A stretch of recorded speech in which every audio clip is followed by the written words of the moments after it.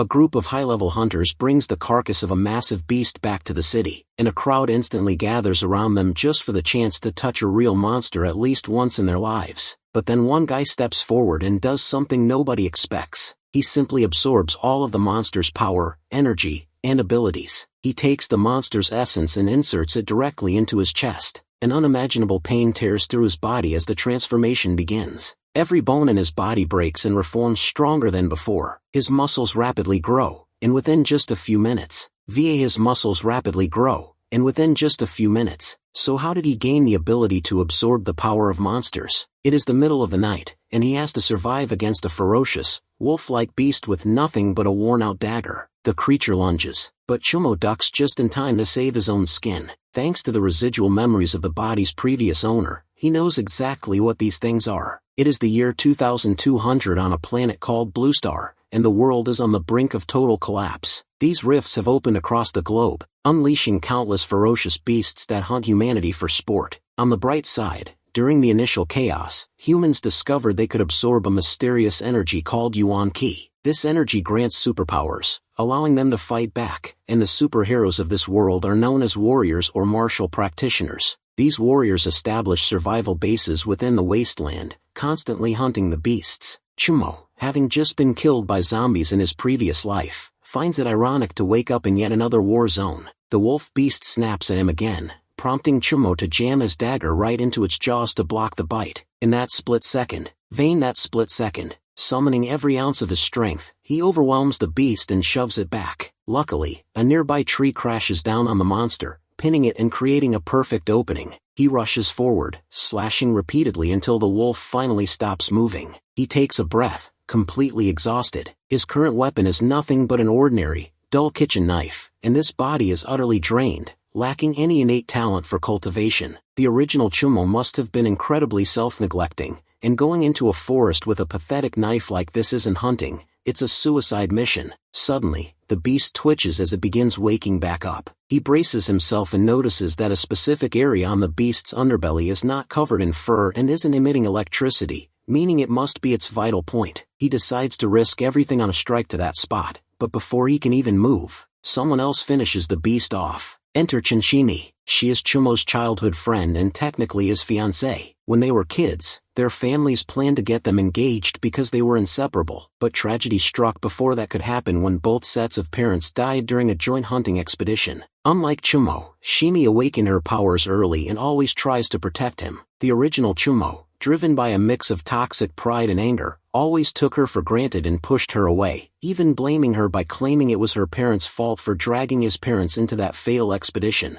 Looking at her now, the reincarnated hero realizes just how ungrateful the original owner of this body truly was. Shimi looks like she is on the verge of fainting, having just rushed over here straight from her own hunting mission. She is already injured, yet she ran directly into danger the moment she spotted Chumo in trouble. When he asks if she is okay, Shimi looks surprised, since it has been a long time since he spoke to her without hostility. She forces herself up, assuring him she is fine, but there is no time to chat. This creature is a violet lightning ferret, and whenever they die, they emit a scent that allows the rest of their pack to track them down and seek revenge. Shimi prepares to fight the incoming pack, urging Chumo to run. Right on cue, the growls echo through the trees, and a swarm of ferrets emerges from the shadows, ready to pounce. She yells at him to leave and raises her fists to fight. She punches several beasts down, but the strain is too much, causing Zumi to cough up blood and get thrown backward. Chumo catches her before she hits the ground, only to realize she has completely fainted. Chumo catches her before she hits the ground. The pack begins to circle them as dread washes over him. Shimi is unconscious, and he stands absolutely no chance against this many beasts. More than anything, he refuses to drag an innocent person down to death with him, just like what happened in his past life. He desperately needs a way to survive, because he didn't get a second chance at life just to die immediately. As his hand rests on the dead ferret, a strange glow emanates from his palm, and the system announcement states that the hoarding system has been activated. Chumo has no idea what a hoarding system is, but a notification immediately pops up asking if he would like to absorb the violet lightning ferret. With no other options, our boy takes the gamble and decides to absorb it. The system strips the beast's traits, granting Chumo an innate, secondary lightning attribute talent. When the system asks if he would like to integrate the talent, he immediately gives an affirmative answer. When the system asks if he would like to integrate the talent, instantly, purple lightning surges through his veins. The agonizing pain makes him scream, but the sheer force of the erupting electricity actually blows back the surrounding beasts. Now equipped with cultivation talent stolen directly from the monster, Chumo is ready for a rematch. He channels the lightning into his worn blade, and the electricity sharpens the edge to a razor point. He moves, and one by one he begins slashing through the pack. The power surging through his body completely numbs his pain, making him incredibly agile, and he can now clearly track the movements of the beasts. With his lightning-infused dagger, he effortlessly bypasses their fur and slices straight through their vital points, severing limbs without mercy. He doesn't know the exact terror or strength of his new talent, but relief washes over him as the last beast falls dead. As if answering his unspoken question, the system interface blinks to life to inform him of his new status. It shows that his basic strength sits at 1,527, but with the help of lightning attribute adding another 3,089 points, his total power skyrockets. Chumo's eyes widen in sheer disbelief as he realizes that with these numbers combined, his combat power already matches the mid-level martial disciple stage. The lightning attribute doesn't just give him a massive speed boost, it offers devastating offensive capabilities, proving that he didn't just survive, he just hit the absolute jackpot of talent. Chumo stares at the interface, realizing that his newly acquired basic strength of over 1,500 points is practically doubled thanks to his lightning attribute. Using his limbs, he feels a surge of power rushing through his veins, making him feel significantly stronger than he ever did in his past life. Right on cue, a new notification flashes across his vision, asking if he wants to absorb the fallen ferocious beast. This confirms his theory. His system can harvest power from the corpses. He immediately initiates the process, and as the energy flows into him, he also acquires the beast's blood essence. In this world, blood essence acts as the condensed heart of a fierce beast, serving as a powerful catalyst to speed up body refining. Even though these specific ferrets are low-grade, the resource is exactly what his newly awakened body needs to build a solid foundation. However, a sudden prompt from the system halts his excitement, informing him that he has already exhausted his absorption limit for the time being. The system restricts him to absorbing only one target per month. On the bright side, the description notes that he isn't limited to just elemental powers. He can also absorb a target's martial arts talent or unique physical constitution. Reading this, Chumo decides he will have to choose his target next month with extreme caution, since wasting a slot on low-level corpses isn't optimal for long-term growth. For now, he pushes the thoughts aside and scoops the unconscious Shimi into his arms. He prepares to head back to the survival base, making sure to drag the beast carcasses along too, since their meat is highly nutritious and valuable. After a while they reach their home. Shimi is trapped in the middle of a nightmare. In her dream, she desperately tries to save her fiancé, but he rejects her help out of spite, and ultimately gets slaughtered by the ferocious beasts. Gasping for air, her eyes snap open, and the first thing she sees is Chumo sitting right in front of her. Before she can panic, he casually tells her that the soup will be ready shortly, and that they can eat soon. A little while later, he starts setting the table. Watching him move around, Shimi can hardly believe her eyes, unable to comprehend that this is the same guy who cooked a meal and carried her all the way back from the dangerous woods. Chumo simply brushes off her confused questions, asking who else would do it if not him, and urges her to start eating. They sit down, but the silence quickly becomes too awkward for comfort. Trying to break the ice with some small talk, Chumo lies and says that a passing exploration team was the one who actually saved them from the pack. Shimi stays silent, ignoring the excuse entirely. Finally finishing his food, he stands up and asks her to handle the dishes, since the tension is making him uncomfortable. Before walking out, he reminds her to eat properly because the beast meat is packed with nutrients that will help heal her injuries. His sudden display of genuine concern leaves her completely stunned. For a second, Zimi genuinely wonders if she is still dreaming, and if she is, she decides she never wants to wake up. Meanwhile, Chumo retreats into his own room and reflects on the situation. The relationship between him and his fiancée is clearly at a freezing point, mostly because the old Chumo had absolutely no idea how to behave around her, and her defensive attitude didn't help either. Shaking his head, he decides to focus entirely on his own survival in this apocalyptic wasteland, knowing he can only truly rely on his own strength. To make sure he stays ahead of the game, the most important step right now is to increase his combat power. He then immediately begins to refine the ferocious beast blood essence circulating inside his body. The moment the refining process kicks in, a wave of pure agony washes over him, making him grit his teeth against the burning sensation. After what feels like an eternity, the intense pain finally begins to dissipate, and he manages to regain full control over his body. Knowing that growth in this world requires a painful price, he clears his mind and concentrates entirely on his training, determined to completely refine the essence and push his boundaries even further. A month passes by in a flash, and Chumo spends almost every waking moment isolated in training, only breaking his solitude when it is absolutely necessary. Today marks yet another grueling session as he steps into his private training room to test his progress. He drops into a solid stance, and instantly, arcs of purple lightning begin to crackle and dance across his skin. Facing entirely on precise control, he unleashes a lightning-fast strike toward a nearby vase. The blow is executed with such perfect finesse that the porcelain remains completely untouched, yet the sheer shockwave shears the petals cleanly off the flowers resting inside. While the attack proves his control over his elemental power is improving rapidly, he knows he still needs a lot more practice to master it completely. During this past month of intense isolation, he also manages to completely refine the ferret's blood essence, and he calls up his system interface to check the final results. The screen blinks to life, revealing that his basic strength has climbed to 2,134, and when combined with his thunder attribute, his total combat power now sits at an impressive 4,098 points. His baseline strength alone shot up by more than 600 points, a direct result of his meridians expanding all across his body to handle the larger energy flow, while the beast essence itself provided a solid,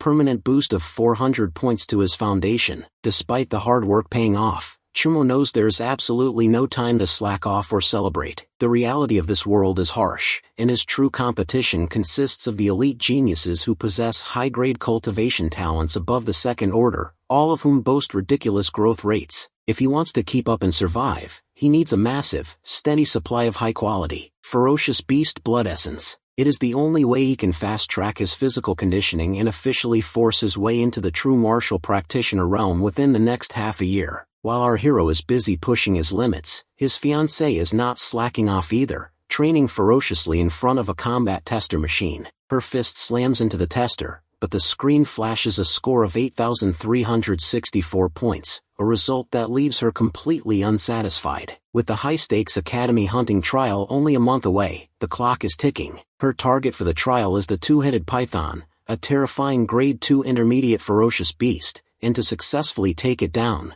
she needs to become a fully fledged martial artist with a combat strength of at least 10,000 points. Thinking back to her recurring nightmare where she loses Chumo forever, her resolve hardens, and she increases the intensity of her punches, desperate to force her way into the martial realm. Addressing her fiancé in her thoughts, she vows to bring back the heart of that two-headed python for him, believing it is the key to finally awakening his cultivation talent. Meanwhile, the said fiancé navigates the crowded commercial area of the Luoyang security base, searching the markets for a suitable, ferocious beast to absorb. Unfortunately, almost every single item on display belongs to low-grade, Grade 1 beasts with meager power attributes. To truly upgrade his physique or acquire a superior talent, he knows he needs a carcass from at least a Grade 2 beast. Before he can search any further, a group of cultivators blocks his path, recognizing him as the infamous student who failed to awaken any talent back at the academy. Their leader, Zhou Qi, steps forward to taunt him, mocking him for being a weakling with absolutely no martial talent. Unlike Chumo, Zhou Qi is considered a local genius, having already reached the martial apprentice stage with a combat strength of 6,000 points. Zhou Qi's lackeys join in, loudly whispering that Chumo should be ashamed for hiding behind Shimi and that he should just leave her for their leader. Zhou Qi scoffs, asking what a talentless loser is even doing in a market for beast materials, mockingly wondering if Chumo actually intends to participate in the upcoming hunt. Stepping closer, this arrogant villain leans in and whispers darkly into his ear, boasting that he will claim Shimi for himself once the hunt is over, causing Chumo's expression to instantly darken with rage. Seeing the fury in his eyes, the arrogant prick pushes him, laughing at how a guy who hides behind a woman suddenly thinks he has the guts to get angry. Before walking away, he throws down a smug challenge, daring Chumo to actually show up at the trial next month. Watching his nemesis walk away, our boy realizes that Zhou Qi isn't just trying to humiliate him, the guy actively intends to kill him during the trial. Finding he needs to strike first, Chumo shifts his strategy, realizing a grade 2 beast won't give him the massive power leap he needs to crush this threat. He needs to find a grade 3 beast. Finding such a rare creature in the regular market proves impossible, as every stall only carries low-level monsters. Suddenly, a massive commotion erupts near the entrance as the crowd begins cheering for a renowned mercenary group called the Windchasers, who have just returned from the wasteland. They are wheeling in the massive corpse of a powerful grade 3 beast known as an Earth Dragon. The crowd gapes in absolute awe and terror at the sight. This specific monster had been ravaging the northern side of the base, slaughtering numerous martial practitioners, and even taking the lives of master martial artists. The aura radiating from the mercenary team is incredibly oppressive, and Chumo can feel the raw pressure from where he stands, estimating that the team's captain must be at least a mid-stage martial master. As one of the mercenaries begins shouting to the crowd, announcing that they are recruiting new members who are at least late-stage martial artists or higher, Chumo ignores the speech entirely, his eyes locked onto the giant lizard. Right on cue, his system interface blinks to life, identifying the Earth Dragon as a valid target and asking if he wants to absorb it. A confident grin breaks across Chumo's face as he realizes his jackpot target is resting right in front of him. While the surrounding citizens crowd around the carcass, eager to touch an Earth Dragon for the first time in their lives, Chumo spots his perfect opening. Blending in with the excited crowd, he steps forward under the pretense of wanting to feel the scales of the legendary beast, extending his hand to secretly extract the powerful beast essence. With the hoarding process proving to be a massive success, our guy successfully acquires the intermediate cultivation physique from the Earth Dragon. The moment he returns to the safety of his private training room, he wastes no time and immediately initiates the fusion process, eager to see just how much this upgrade will push his limits. However, as soon as the absorption begins, he is hit with a wave of pure agony. The fusion requires his entire skeletal structure to be broken down and rebuilt from scratch, causing him to shout in pain as his bones shatter internally. Just when the torment becomes unbearable, a soothing warmth spreads from his heart, flowing through his fractured bones and expanding his meridian points to begin the repair process. Each bone is systematically restructured to be denser and stronger than before, repeating the painful cycle of destruction and rebirth until the physical transformation is finally complete. Heavily, Chumo stands up to inspect his modified body, testing his movement only to find that he feels completely weightless. Eager to gauge his new power, he approaches the room's combat tester and throws a casual punch, but the sheer force of the impact completely shatters the machine. The intermediate cultivation physique changes everything, granting him a permanent passive multiplier that yields tenfold the results from his standard training compared to what he used to gain. Calling up his system interface, he sees that his basic strength has skyrocketed to 2,659 points, and when combined with his lightning attribute, his total combat power now sits at a massive 5,270 points. His cultivation speed is reaching ridiculous levels. At this blistering rate of growth, he feels completely confident that he will achieve the strength of a late-stage martial apprentice by the end of the month. As he closes the screen, his gaze darkens with cold determination. When the upcoming Academy hunting competition finally arrives, he will be the one doing the hunting, and Joki will find out exactly what it feels like to go from the predator to the prey. Like our boy studies at the Luoyang First Academy, which is the top martial arts academy in the Luoyang base and boasts the most powerful faculty around. Students with exceptional talent become true warriors at this institution, but if they fail the fitness and talent tests, they get transferred to the lowest-ranked 5th Academy. To evaluate everyone's performance and reveal their true potential, the Academy organizes the hunting trial. Today is finally the day of the trial. However, everyone is currently busy worshipping Joki, because this genius managed to gain 600 points in just a single month, a ridiculous feat, and they are all hoping he will get promoted to the elite class. The moment our boy enters the picture, different voices immediately start taunting him, whispering about how he has no talent, how he should already be in the 5th Academy, and how he just hides behind the hard work of his fiancée. Even Joki taunts him, mocking that he probably only showed up to watch Simi get chummy with a real genius. However, the arriving teacher interrupts the trash talk. Everyone is required to step forward and sign their student numbers on the registration form. After that, they are ordered to get onto the bus, where the remaining details of the trial will be explained. Once everyone is settled on the vehicle, the teacher informs them that their destination is the wilderness outside the safety base. The students are completely shocked to hear this,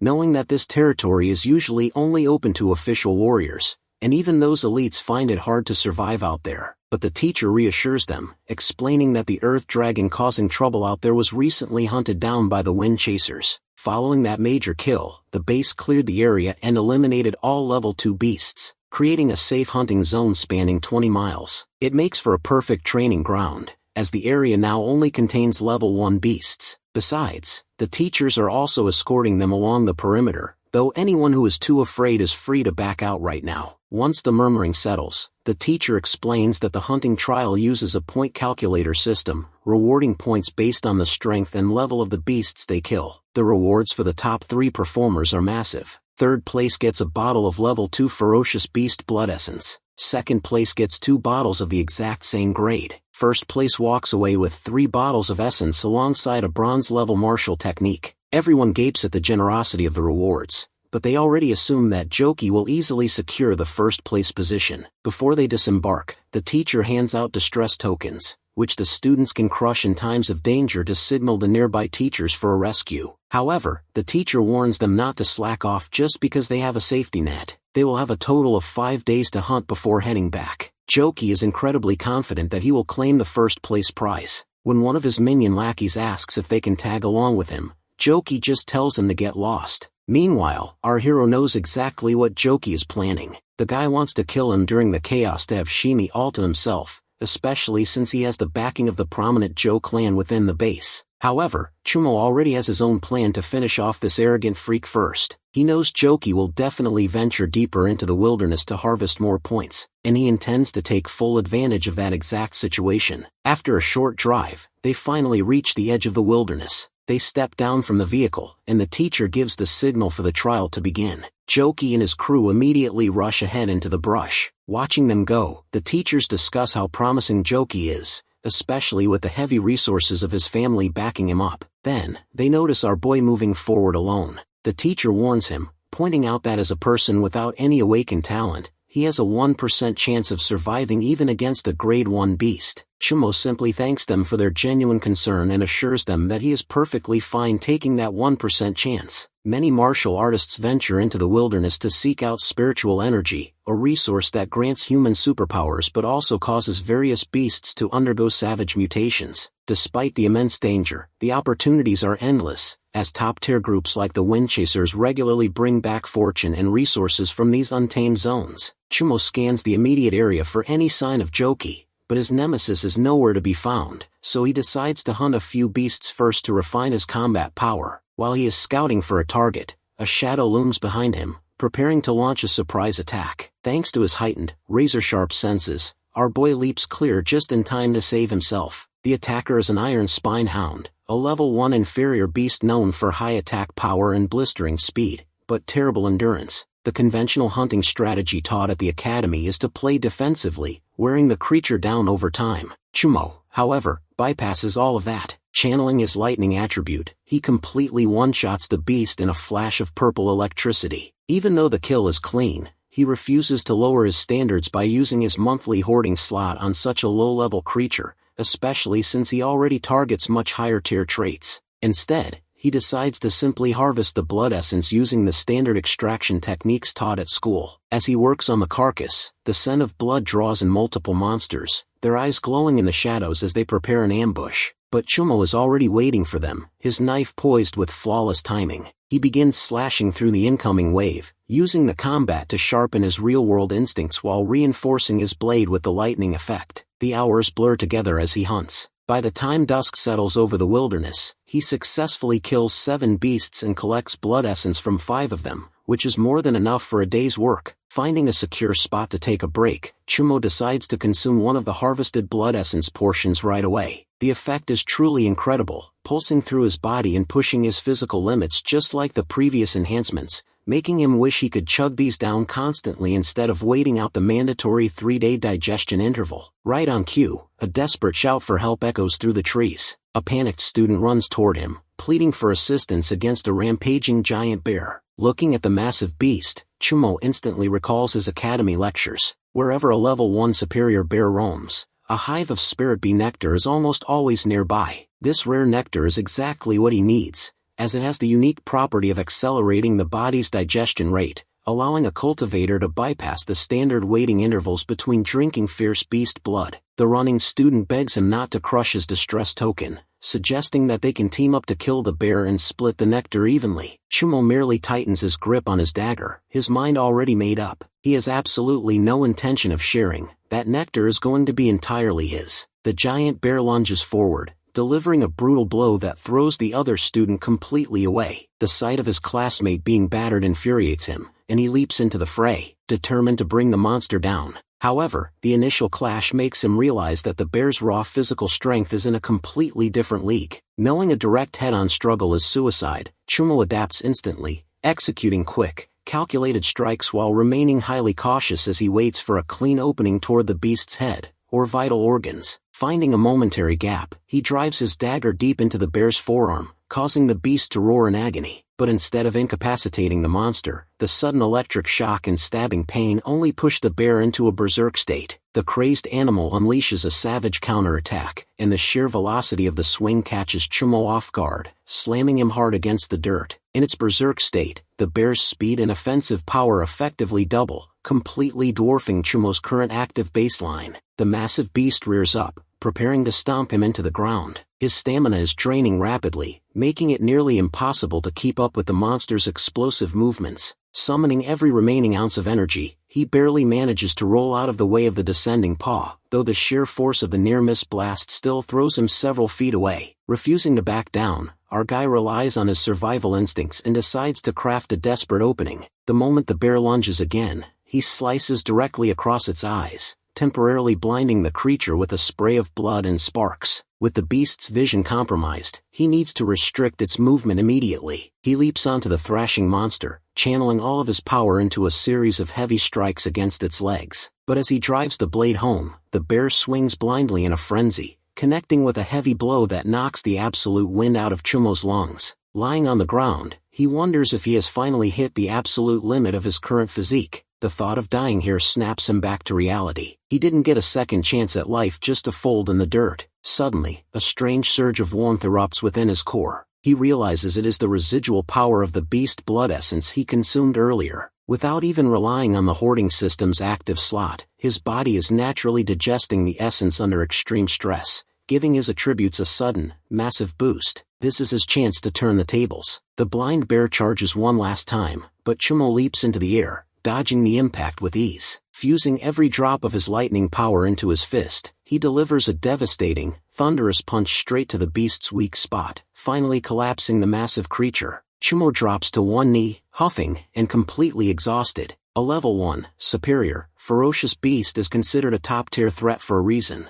Its strikes are lethal, and if it weren't for that sudden burst of blood essence absorption saving him at the last second, he would be done for. Catching his breath, his mind starts analyzing the battle, realizing that to overcome his current limitations, he desperately needs a wind element attribute. Combining lightning with wind would elevate his speed and combat power to an entirely new realm. Suddenly, a sinister aura washes over the clearing. Before Chumo can even stand up, a figure blurs through the trees at a ridiculous speed. It is Joki, arriving on the scene so fast that Chumo instantly recognizes the tells of a wind attribute user. The arrogant genius steps into the clearing, looking at the dead bear with a smug, mocking sneer. Joki immediately assumes that the beast was already severely injured by the previous students before Chumo ever arrived, concluding that our hero simply stole the kill from a dying classmate to take all the credit. Having wanted an excuse to eliminate Chumo anyway, Joki smiles darkly, deciding he will take the giant bear's carcass, the hidden nectar, and his ultimate revenge all in one go. Joki already maps out the exact story he will spin for the teachers,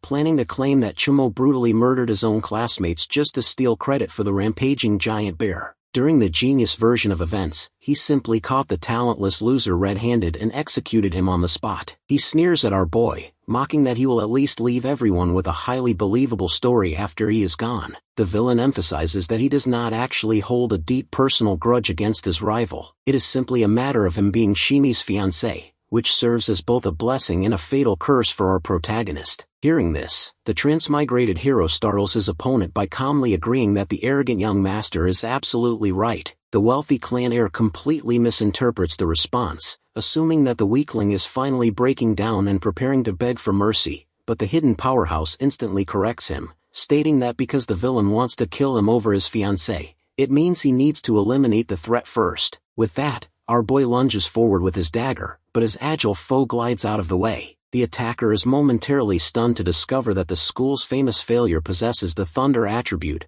realizing our boy has been faking his weakness all along. However, the villain's wind attribute keeps him entirely untouched as he utilizes his full speed to blur through the air, landing gracefully on a nearby tree branch. From his high vantage point, the elite student unleashes a ranged strike at our hero, who cannot dodge the incoming blast in time and resorts to blocking it with his thunder-infused dagger. Seeing that the main character's sheer elemental output can pierce straight through his wind blade, the fast-moving attacker rapidly shifts his position, realizing he cannot afford to take these attacks head-on. Resting against the tree bark, the young master grows increasingly agitated, utterly unable to comprehend how the school loser is suddenly operating at the late-stage martial apprentice level when he never showed an ounce of innate talent. Stepping forward through the brush, Chumo coolly remarks that appearances can be deceiving before preparing his next move. This fight is about to become the ultimate test of his precise control over the thunder attribute, the very skill the reincarnated warrior spent the entire past month practicing in isolation. Our hero unleashes a rapid succession of lightning strikes, forcing his opponent to internally admit that our boy's elemental control easily surpasses a standard late-stage martial apprentice. Even so, with the absolute evasion provided by his wind trait, the agile genius maneuvers around each bolt, rendering himself effectively untouchable. A split second later, the villain blurs directly behind our hero, shouting that it is over as his next strike connects, slicing across the protagonist's face. The villain follows up by relentlessly pressing his advantage, raining down wind blades for all angles. Chumo finds himself in a highly difficult situation. No matter how devastating his destructive output is, it remains entirely useless if it cannot actually connect with his target. The wind user capitalizes on his massive speed advantage, knowing that even minor, superficial injuries will eventually wear our boy down to a state of exhaustion. Furthermore, the enemy's reaction time is incredibly high, which only makes our hero more determined to get his hands on that exact wind attribute. He forces himself to remain calm, analytically breaking down his opponent's patterns. Since his enemy's singular focus is to deliver a lethal blow, his final landing point must always close the distance right next to him, meaning all the clever fighter needs to do is accurately predict the trajectory. He calculates that the villain's last appearance occurred at the 9 o'clock direction, with an attack frequency hitting every 4 to 6 seconds. Mapping out the logical movement path, our boy glances directly behind him to the precise spot where the arrogant heir is about to manifest, fully charging a localized thunder arrow. The very next moment, the target blurs into existence, only to find the loaded thunder arrow firing directly into his path. The trap is completely unpredictable, leaving the villain zero time to dodge. The strike hits its target dead on, sending the young master crashing down as he gasps in absolute shock, wondering how it is humanly possible for a piece of trash to best him. As our victorious hero steps forward to finish the job, a wave of terror washes over the fallen bully. He desperately tries to negotiate, offering the protagonist anything he wants in exchange for his life. When that fails, the desperate villain attempts to threaten him, frantically reminding our boy that his father is a powerful, late-stage martial practitioner who will relentlessly hunt him down.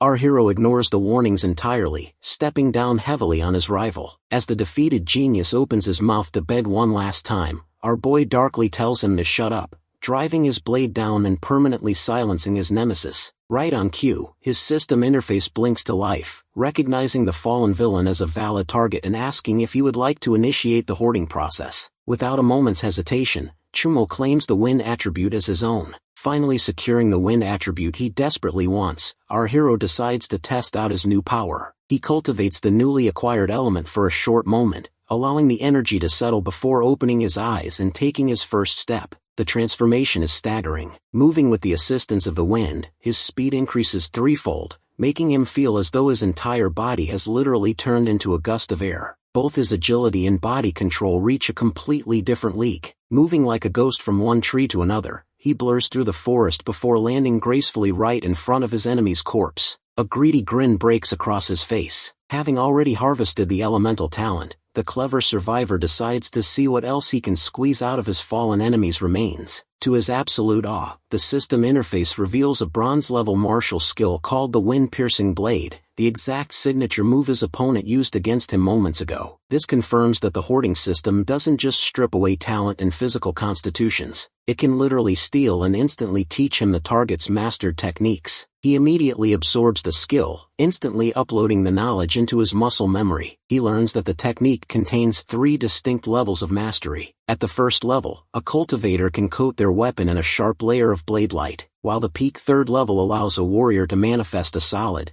devastating projection of energy. The main character realizes that his dead nemesis had only managed to reach the 1st level, as the stolen blade only glows slightly during the visualization. Yet even at the introductory level, the destructive power is immense. Once he pushes the technique to the 3rd level, he will be able to extend his lethal range to a whopping 30 meters, which is an incredible advantage for close-quarters combat. Right on cue, another system notification pops up, informing him that the deceased heir possessed a hidden special item and asking if he wants to collect it. Obviously, our boy is not about to deny a free jackpot. When the system extracts the item, our boy is fascinated to find an intricate treasure map. Unrolling the parchment to examine its secrets, he is completely stunned by what he finds. It is a guide leading directly to an earth dragon nest, the resting place of a legendary 10,000-year spirit essence. This kind of heavenly resource is capable of permanently evolving a person's natural talent and physique. Knowing he cannot afford to let a miraculous treasure like this slip through his fingers, he immediately resolves to hunt his way into the dragon's den. However, he reminds himself to remain cautious. The wealthy Zhou clan backs the fallen young master, and if anyone discovers that our hero is the murderer, the consequences will be fatal. His immediate plan requires absolute secrecy. Dispose of the corpse, locate the Yuanling by nectar, and find a secure place to rest for the night. By nightfall, our hero reaches a place where the Yuanling by nectar is hidden. He carefully harvests the honey, though he feels a pang of disappointment when the massive hive only yields half a canteen of the precious liquid. Sitting back to count his total loot for the day, he notes an impressive haul of 21 bottles of beast blood essence, gathered from his own kills, and the fallen students he came across. One detail still bothers him, though. He couldn't understand why Zhou Qi didn't have a single bottle of resources inside his standard student bag, just a basic knife and an odd, small pouch made of beast skin. Examining the strange pouch, he recalls that Zhou Qi hadn't even used this particular knife during their death match. Intrigued, our hero channels a burst of his own Yuan Qi into the beast skin bag to see what happens. The moment his energy interfaces with the material, the tiny pouch expands into a localized, dimensional pocket. It is a spatial storage bag, an incredibly expensive luxury item that a normal person couldn't afford in a lifetime. Our boy realizes he just hit the absolute motherlode. Packed within the space is a massive hoard of Yuan stones, totaling at least 600 lower-grade pieces, alongside 12 additional portions of fierce beast blood essence, 3 of which belong to high-tier grade 2 beasts. In this apocalyptic world, Yuan stones are the pure, crystallized essence of environmental nourishment. Warriors can directly absorb their energy to cultivate, and they also serve as the primary currency among high-level martial practitioners. Our hero quickly transfers everything into the spatial pouch, deciding to keep the bag hidden since carrying such an expensive item would instantly draw unwanted suspicion. With his inventory secure, our guy takes a sip of the newly harvested bee nectar to test its rumored effects. The experience is completely different from consuming raw beast blood. Instead of a violent, burning sensation of blood, a soothing, warm current flows gently through his core, immediately easing his fatigue and healing the tiny, superficial wounds on his face. He closes his eyes to cultivate, absorbing the fluid and opening them a short while later, feeling completely refreshed. The results surpass his wildest expectations. With just a single mouthful of the nectar, his body can digest and fully process beast blood essence in a matter of hours, a task that normally requires a strict 3-day waiting interval. The protagonist grips the bottle tightly, wishing he had an endless supply of this nectar so he could chug beast blood continuously and skyrocket his attributes without restriction. Realizing he is now fully rested, the ambitious hero decides to consume more blood essence right away. The dawn is fast approaching, and he needs to explore the Earth Dragon nest the moment the sun rises. To survive whatever traps are waiting for him inside that den, he needs to become as powerful as humanly possible before the night ends. With the help of his system, Chumo reaches the exact location where the Earth Dragon nest should be. Landing on the spot, he realizes the entire area is thoroughly investigated and cleaned up, hidden so well that an average person wouldn't stand a chance of finding a treasure here. He internally thanks the Zhou family, noting that even the elite investigation team couldn't locate the hidden essence. He ventures deeper into the cavern to find the treasure, but the path is so deep that even after 10 minutes of walking, he still can't find the end. Finally, he encounters something that looks like a spiritual barrier. He doesn't know whether it is a natural phenomenon or man-made, but the moment he touches it, his hoarding system activates, allowing him to pass right through the barrier effortlessly. Inside he finally discovers the 10,000-year spirit essence, resting in the form of a small glowing pond. Strange mystical bubbles float up from the pool, acting as a natural byproduct of the energy. It is completely normal for a heavenly treasure to produce accompanying spirits like this, so Chumo decides to inspect it more closely later. Taking his memory for the proper manual instructions on how to use the essence, the protagonist prepares to take a bath inside the pool. He jumps directly into the liquid and is instantly overwhelmed by a heavy, sorrowful sensation, as if the collective emotions, life, and death of every creature that lived on this land for 10,000 years are pouring straight into his mind, accompanied by an endless scent of blood. When he opens his eyes, his gaze is significantly sharper than before. He rises from the essence pool, feeling a powerful upward surge of energy pulsing through his limbs. Landing firmly on his feet, our hero realizes his wind attribute has integrated with his body so perfectly that he can barely feel his own physical weight, making him incredibly light. He immediately opens the system interface to check the improvements to his talents and physical attributes. The screen updates to reveal that his physique has evolved into an advanced cultivation physique, and his thunder attribute has upgraded to a superior rank. Our boy now truly understands how miraculous this essence is. While consuming 4 bottles of beast blood essence only granted him a 500-point increase, this spirit pool managed to upgrade both his physical constitution and elemental attributes by an entire tier. Although the essence yields the most dramatic effects during the very first use, Chumo still collects a few remaining drops before heading back out into the wilderness to hunt, since there are still 3 days left in the official academy trial. After the 3 days conclude, all the students gather at the edge of the forest to have their hunt points inspected by the instructors. One student manages to score 67 points, causing the crowd to gossip that he has a solid chance of taking second place, since everyone already assumes the top spot belongs exclusively to the missing young master. Suddenly a collective shock waves through the crowd as our boy walks out of the brush completely unscathed. The students' disbelief multiplies tenfold when the instructors count his spoils, revealing an incredible score of 103 points. The crowd refuses to believe the numbers, whispering that a talentless loser must have just picked up these materials from leftover carcasses somewhere. However, as the trial time officially expires, there is still no trace of the Zhou clan heir. Some of the faculty grow worried, speculating that the bully might be in serious danger. The lead teacher turns to our boy and demands to know if he saw Zhou Qi in the woods,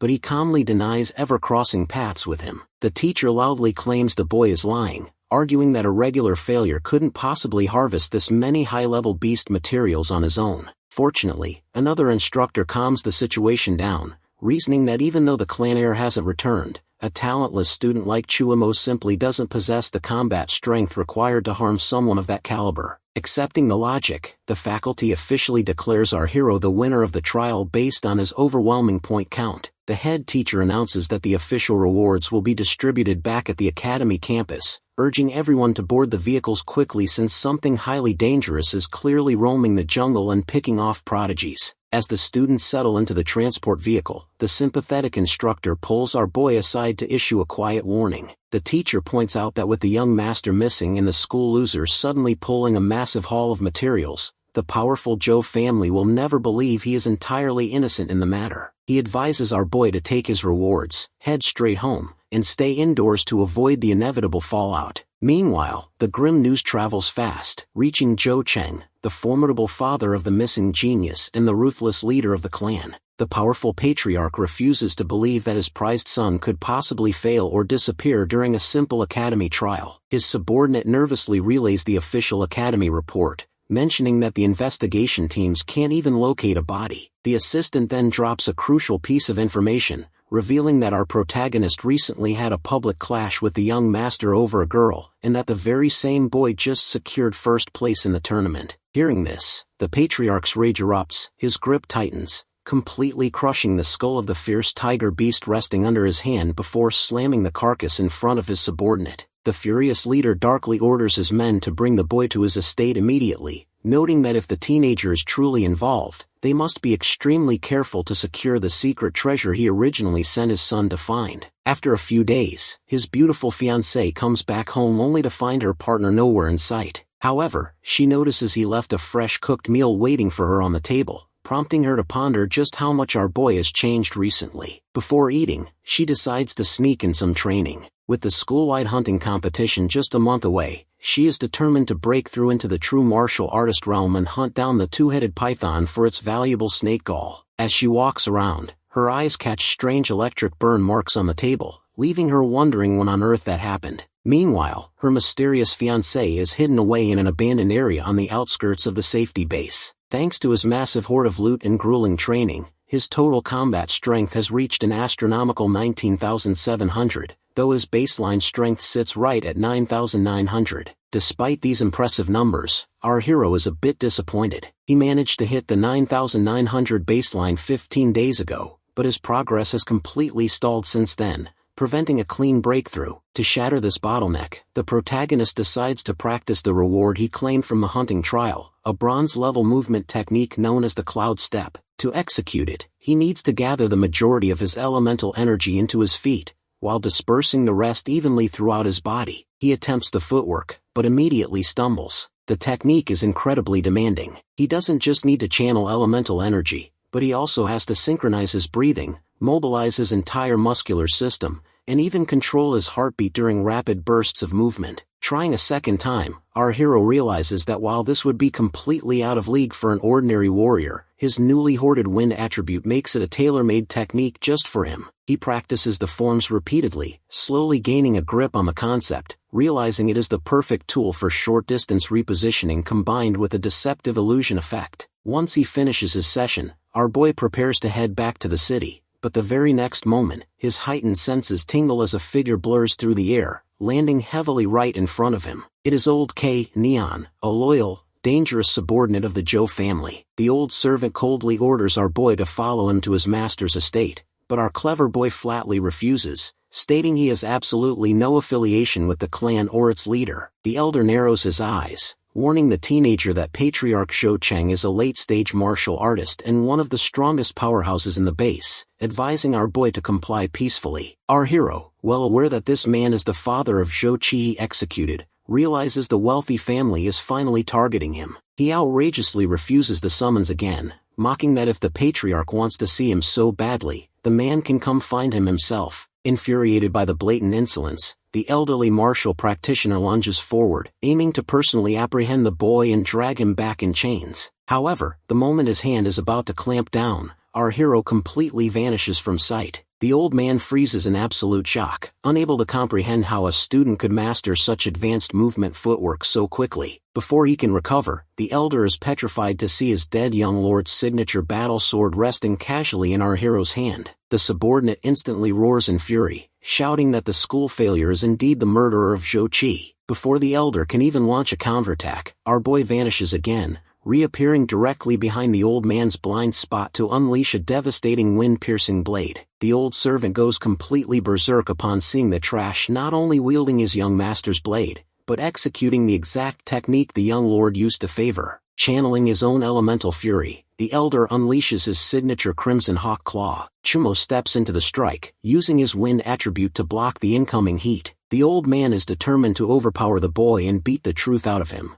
but his fire technique only possesses the raw output of an early-stage martial artist. Since our hero's baseline is significantly higher, the elemental matchup causes the fire to violently backfire against the superior wind control. The old man manages to desperately force his way through the slipstream, driving his claw toward our boy's chest, but he walks right into a trap. Smiling coldly, our dude effortlessly sidesteps the strike, grabs the old man directly by the face, and unleashes his thunder attribute, literally roasting the early-stage martial artist alive. Standing over the lifeless body of the elderly practitioner, our boy realizes his current combat capabilities easily match a mid-stage or even a late-stage martial artist. However, a massive crisis is still looming in the form of Zhou Cheng. The Patriarch has been firmly anchored in the late-stage martial artist realm for several years now, meaning a direct head-on clash is still outside our hero's current league. Realizing he needs to become a full-fledged martial artist as fast as possible to survive the clan's wrath, he prepares to head back into the deadly wilderness to permanently break past his physical limits. The next day, our boy's very first stop is the martial arts supply hall before he officially leaves for his hunt. This bustling hub acts as the main marketplace for martial practitioners, a place where they can trade rare materials,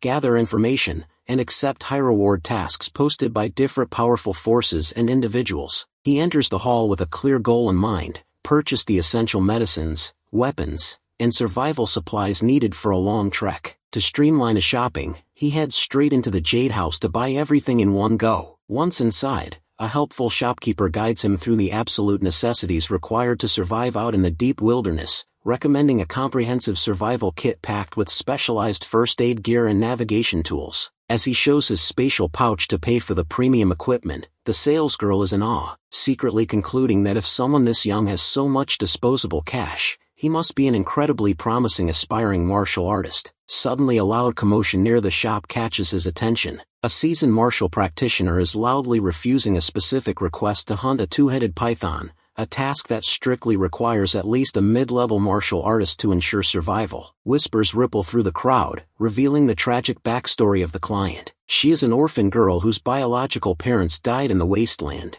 and now her foster mother is on the verge of death as well. The desperate girl is begging the passing mercenaries to fetch the heart of a two-headed python to cure her foster mother's illness. Unfortunately, she doesn't have the massive amount of money required to hire a high-level martial artist. All she can offer as a reward is a mysterious beast egg that is not going to hatch for 10 years. Hearing this, our boy decides to step in. With his current hidden strength, a grade 2 two-headed python is no longer a lethal threat to him. Coincidentally, the creature's habitat is located around the Dashu Mountain, the exact destination he is already planning to visit for his own breakthrough. Our hero walks past the skeptical crowd, approaches the girl, and calmly asks for the details of the task. She is completely taken aback, staring in disbelief that someone is actually willing to take her desperate mission. Our hero offers her a reassuring nod, telling her not to worry about a thing and to simply go home and wait for the good news. The entire hall is left stunned by his sudden display of goodwill, though a few cynical hunters scoff, whispering that our boy is probably just lying to get the noisy girl to leave the building. Meanwhile, an elegant lady and her elderly servant quietly observe our hero accepting the desperate task. When the old servant asks if they should step in and stop the protagonist from walking into danger, the young mistress gently declines,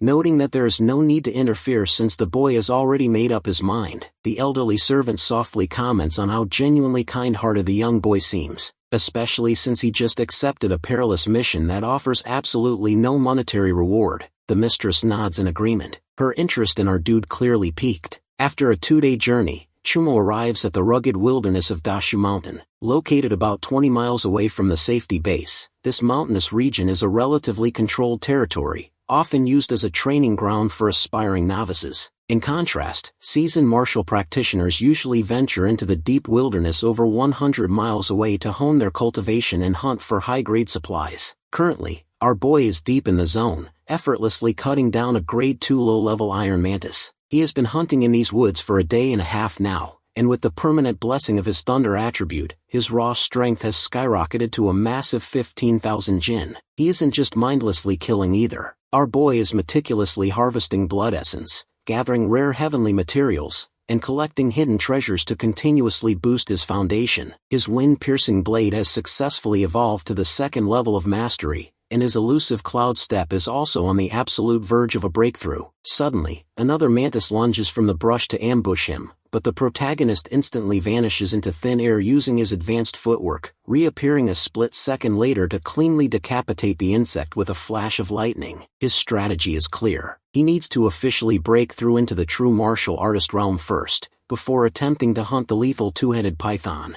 Meanwhile, a massive commotion rocks the Luoyang First Academy. Today marks the official announcement of the general trial, and even the prestigious dean is making a rare personal appearance. The gathered students look around in awe, noticing several incredibly powerful high-tier martial artists standing in the crowd. The dean, Shinjin, steps up to the podium and signals for silence. He loudly announces a massive twist. This year, the Luoyang base is joining forces with the Changfeng base to host a joint two-city trial. This means the upcoming competition will not only include their own peers, but also elite students from rival academies, martial arts institutions, and top-tier schools from the neighboring Changfeng base. An intense murmur ripples through the crowd. A joint trial on this grand of a scale means the competition will be fierce, and the danger will be dialed up significantly. The dean emphasizes that because the trial is being held across the entirety of Daxa Mountain, which contains highly treacherous terrain, the students are officially permitted to form cooperative teams, though anyone too terrified to participate is free to back out immediately. However, with extreme danger comes unparalleled opportunity. The dean reveals a staggering list of generous rewards reserved for the top 10 teams and individual performers, including high-level martial arts techniques, beast blood essence, and premium primordial stones. The announcement instantly hypes up the crowd, igniting the competitive drive of the elite classes, which includes our boy's fiancé. The reality of Daxa Mountain is no joke, as the deeper regions harbor terrifying Grade 3 and Grade 4 beasts. As the crowd cheers, Shimi's thoughts drift to her missing fiancé. Since he hasn't shown up to campus recently, she assumes he is completely unaware of the trial, and given her protective nature, she thinks it is for the best that he stays safely behind. Just 3 days ago, she successfully forced her way into the true martial artist realm, significantly boosting her combat power. She is completely determined not only to place in the top 10, but to personally hunt down the two-headed python and secure its heart, firmly believing it will allow her talentless partner to finally awaken his cultivation abilities. Suddenly, a loud disturbance breaks out near the courtyard entrance, as a rude teenager named Xu Guang begins aggressively shoving Luoyang Academy students out of his way. This arrogant redhead is a renowned prodigy from the Changfeng base. He sneers openly, mockingly commenting that the Luoyang base doesn't seem to have a single decent fighter worth his time. His tag-along lackeys immediately join in with heavy flattery, loudly boasting that their leader possesses a high-level saber talent and has already conquered the mid-stage martial artist level. They proudly declare it an absolute honor for the local students to even breathe the same air as him, openly calling the entire Luoyang student body absolute trash. The blatant insult instantly provokes the Luoyang First Academy crowd,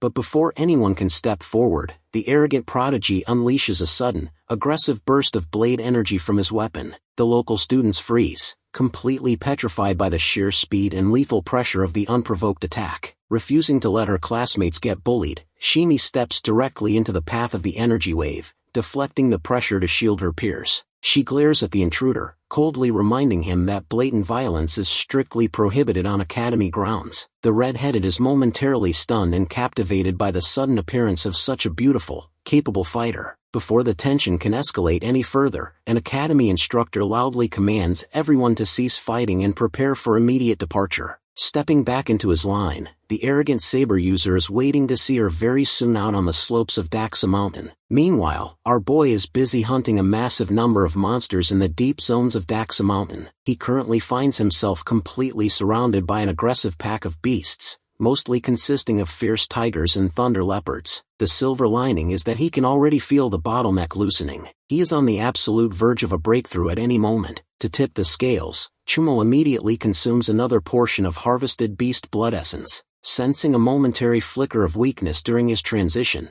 the surrounding predators crouch, ready to jump him all at once. But the next instant, a humming surge of raw, unadulterated power erupts within his core. He officially shatters the barrier and steps into the true martial artist realm. To stabilize his newfound strength and loosen up his muscles, he needs a proper fight. Our protagonist rushes ahead with his battle sword raised, slashing through the incoming horde as if they are nothing but paper. After a brief, chaotic melee, the surrounding pack is completely wiped out. Furthermore, the intense breakthrough triggers a deep, marrow-cleansing process, completely purging all remaining impurities from his body. With the transformation complete, his baseline strength alone has officially exceeded 17,000 gene. Breaking through to the martial artist realm combined with his dual attributes means he can now easily take down a mid-stage martial artist, meaning he no longer needs to fear the wrath of Zhou Cheng. Before heading back to the base, our boy still needs to accomplish his primary mission, and luck is on his side as he senses his target nearby. He originally planned to travel all the way to the creature's known habitat, but it seems the massive commotion and energy fluctuations from his breakthrough drew the monster right to him. The suffocating aura radiating from the creature tells him everything he needs to know. This specific two-headed python has already reached the advanced tier of Grade 2, making it comparable to a formidable late-stage martial artist. The serpent wastes no time and launches an immediate attack. One head spews a thick cloud of toxic poison directly at him, while the other head snaps forward, attempting to devour him whole. The protagonist leaps backward, narrowly avoiding the lethal jaws. However, the first head continues to spray a paralyzing venom that threatens to compromise his reflexes. Our boy immediately activates his wind attribute to blow back the toxic mist, while utilizing his advanced footwork to slip out of the danger zone. The mutated serpent is incredibly sharp, its dual heads moving in perfect synchronization to herd him into a corner, forcing him to constantly alter his momentum. One of the snapping heads manages to graze him, but luckily, it only tears through his clothes. At this rate, our guy realizes there is no point in holding back. Dragging this battle out will only wear down his stamina. Taking every ounce of elemental energy into his legs, our hero channels the residual energy from his recent breakthrough to execute the cloud step with maximum output. The technique blurs his silhouette, allowing him to move at blistering speeds as he charges the giant python in a ghost-like form. One of the heads opens its jaws wide, anticipating his exact trajectory, but the strike only meets empty air and ground dust. Taking full advantage of the split-second distraction, our boy swings his sword with perfect precision, successfully severing the first head and provoking a maddening roar from the remaining one. The surviving head thrashes in a panicked frenzy, spewing venom blindly in all directions. In this high-stress moment, the protagonist's footwork technique finally breaks through to its second level of mastery, instantly doubling his movement speed. To the remaining head, Chumo becomes completely invisible, his sheer velocity allowing him to effortlessly dodge the incoming poison sprays. Appearing directly in the monster's blind spot, our hero challenges the python to look at his blade. With a single, clean sweep, he beheads the final head, completely conquering the advanced Grade 2 threat thanks to his upgraded technique. With the battle won, Chumo moves in to claim his premium loot. He carefully extracts the pristine python heart required to fulfill the little girl's request, and manages to harvest 20 high-quality vials of blood essence from the massive carcass. He also decides to strip the durable serpent skin, noting that it will be incredibly useful for crafting protective armor gear. The grueling fight was well worth the effort, as the resource yield from this single advanced beast is easily worth 100 low-level Grade 2 monsters. His next immediate plan is to return to the martial arts supply hall to purchase more advanced techniques now that he is officially a full martial artist. However, his departure is abruptly halted by the frantic voice of a girl screaming for help. She is sprinting through the brush, desperately fleeing from a group of stray, ferocious beasts. The protagonist acts instantly, blurring past her to effortlessly finish off the pursuers in a matter of seconds. As the girl catches her breath, she recognizes him as the school's famous failure, and Simi's fiancée. Our hero recognizes her too. She is Du Jing, a student from the academy's elite class. The young woman is in a state of absolute panic, frantically informing him that their elite class just ran directly into an ambush by a terrifying, chasing wind wolf led by Shu Guang. Then, she begs him to go save his fiancée, screaming that Simi is in extreme danger. The news instantly commands his full attention, his gaze darkening as he demands to know exactly where his fiancée is located. On the other hand, the elite student is totally confused. In everyone's eyes, our hero is supposed to be the defenseless burden who always needs to be protected by his beautiful fiancée because of his inability to cultivate. Yet, right before her eyes, this supposed loser just casually slaughtered a high-tier monster like it was nothing. Noticing her stunned expression, our boy figures he might have scared her a bit, so he takes a step back, apologizes for the intensity, and calmly asks about Jimmy's situation. The frantic girl quickly fills him in on the joint academy competition, explaining how their class formed a cooperative team to tackle the mountain slopes. While searching the deeper ridges, the female students were busy gathering wind spirit grass when a massive pack of chasing wind wolves ambushed them. The heroine immediately stepped into the vanguard to protect her classmate, and through sheer combat prowess, they actually managed to break out of the initial siege. However, their luck ran out when they ran straight into the arrogant redhead, Shu Guang, and his squad. With the situation turning ugly, his fiancée intentionally drew the enemy's attention, creating a desperate escape window for her classmate so she could run and get back up from the elite class. By the time the girl managed to slip away, Shimi was already sustaining injuries from the uneven fight. Desperate, the weeping student pleads with our boy to go and save his fiancée,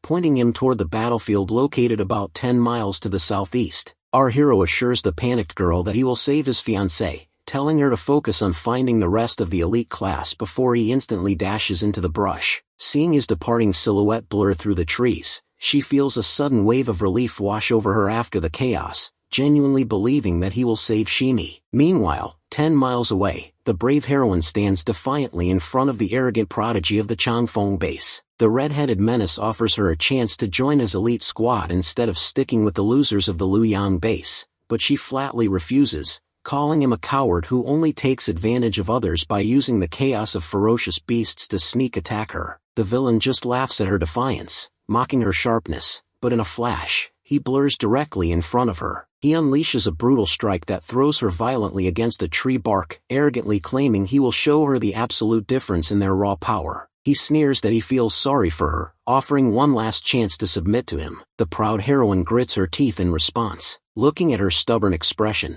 the elite saber user boasts that ever since he awakened his high-level saber talent, no one has ever rejected him. He claims he won't force her anymore. Instead, he will simply fulfill her final wish and finish her off. Seeing the incoming lethal blade, the injured girl closes her eyes, silently accepting her fate. But the next split second, before the villain can even touch her, our hero drops from the sky, slamming right between them to block the fatal attack. Chumo channels his massive strength to violently push the attacker away, forcing the redhead to desperately brace himself against the dirt to stay upright. Su Guan is in absolute disbelief, unable to comprehend how someone this powerful could belong to the trash-filled Luoyang base. Our boy casually glances at him, coldly replying that the guy talks way too much. Hearing that familiar voice, the dazed heroine opens her eyes, her mind spinning as she tries to process if her supposedly defenseless fiancé is actually standing in front of her. The furious redhead immediately retaliates, unleashing his high-level ice talent alongside his saber. Seeing that the villain possesses a dual attribute, Chumo prepares himself. Because his injured fiancé is directly behind him, he can't simply use his cloud step to dodge the incoming blizzard. He has to stand his ground and tank the attack head-on. With a surge of lightning, he slashes through the incoming ice storm, but a stray shard manages to graze the girl behind him. Seeing his fiancé get hurt, our boy goes completely berserk. Stepping forward with raw fury, he unleashes a thunderous barrage, utterly overpowering the arrogant prodigy in a direct blade clash. The elite saber user is in total shock. On paper, our boy seems to possess the exact same level of physical power as him, so he cannot fathom how the protagonist is completely dominating the exchange. But our dude doesn't give him time to figure it out. In the next moment, his blade flashes, finishing off the arrogant freak once and for all. As the system blinks to life to hoard the fallen prodigy's high-level saber talent into his baseline strength, our boy stands victorious, proving that with his system, nothing is impossible. Now that his enemy is permanently out of the picture, it is time to check the loot. Just like the previous young master, the fallen prodigy also left a premium storage bag. Our boy's face brightens as he inspects the dimensional pocket, discovering that the bag holds tens of thousands of low-grade yuan stones, alongside a massive hoard of high-scoring ferocious beast materials. Since his fiancée is already injured and can't continue hunting,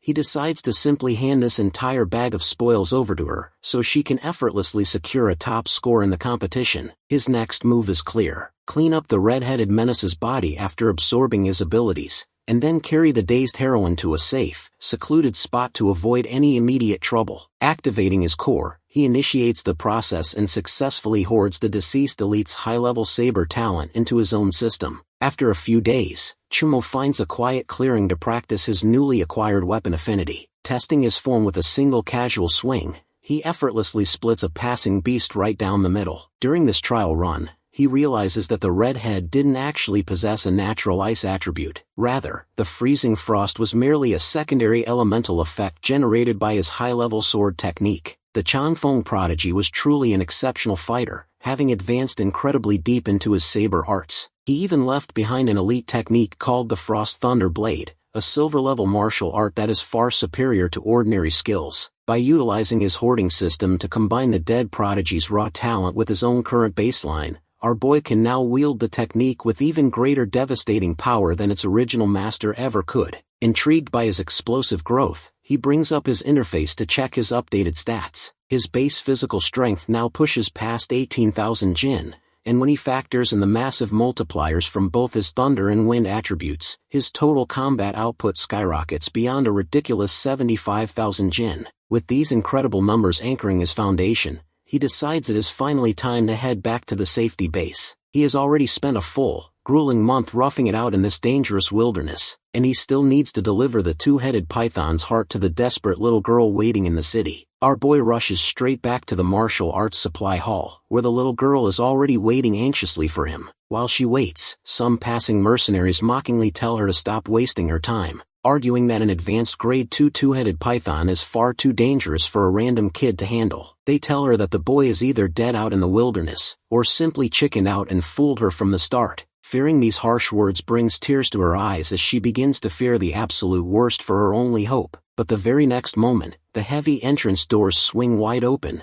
and the entire hall falls into an astonished murmur as our protagonist walks inside. He walks right up to the weeping girl and hands her the python heart, fulfilling his promise exactly as he said he would. Because the little girl's cultivation level is too low to verify the prize, an older appraiser steps forward to examine the organ. The man's eyes widen in absolute shock as he confirms that this is indeed a genuine two-headed python heart, but notes that it doesn't belong to a standard monster. This specific beast had already broken through into the advanced grade 2 realm. Realizing the sheer magnitude of the feat, the grateful girl immediately hands over her reward, the mysterious, ferocious beast egg. As Chumo turns to leave, the little girl stops him, desperately wanting to know his true purpose for accepting such a deadly task when the reward she offered is widely considered completely useless, especially since it hasn't shown any signs of hatching for over 10 years. Our hero simply gives her a nonchalant smile, replying that he just wanted to help her out before walking away. Seeing a young warrior display such incredible strength and humility leaves the entire hall in absolute awe, with several independent hunters secretly wishing they could work under him. Watching his departing back, the little girl recalls the dark days when her biological parents died,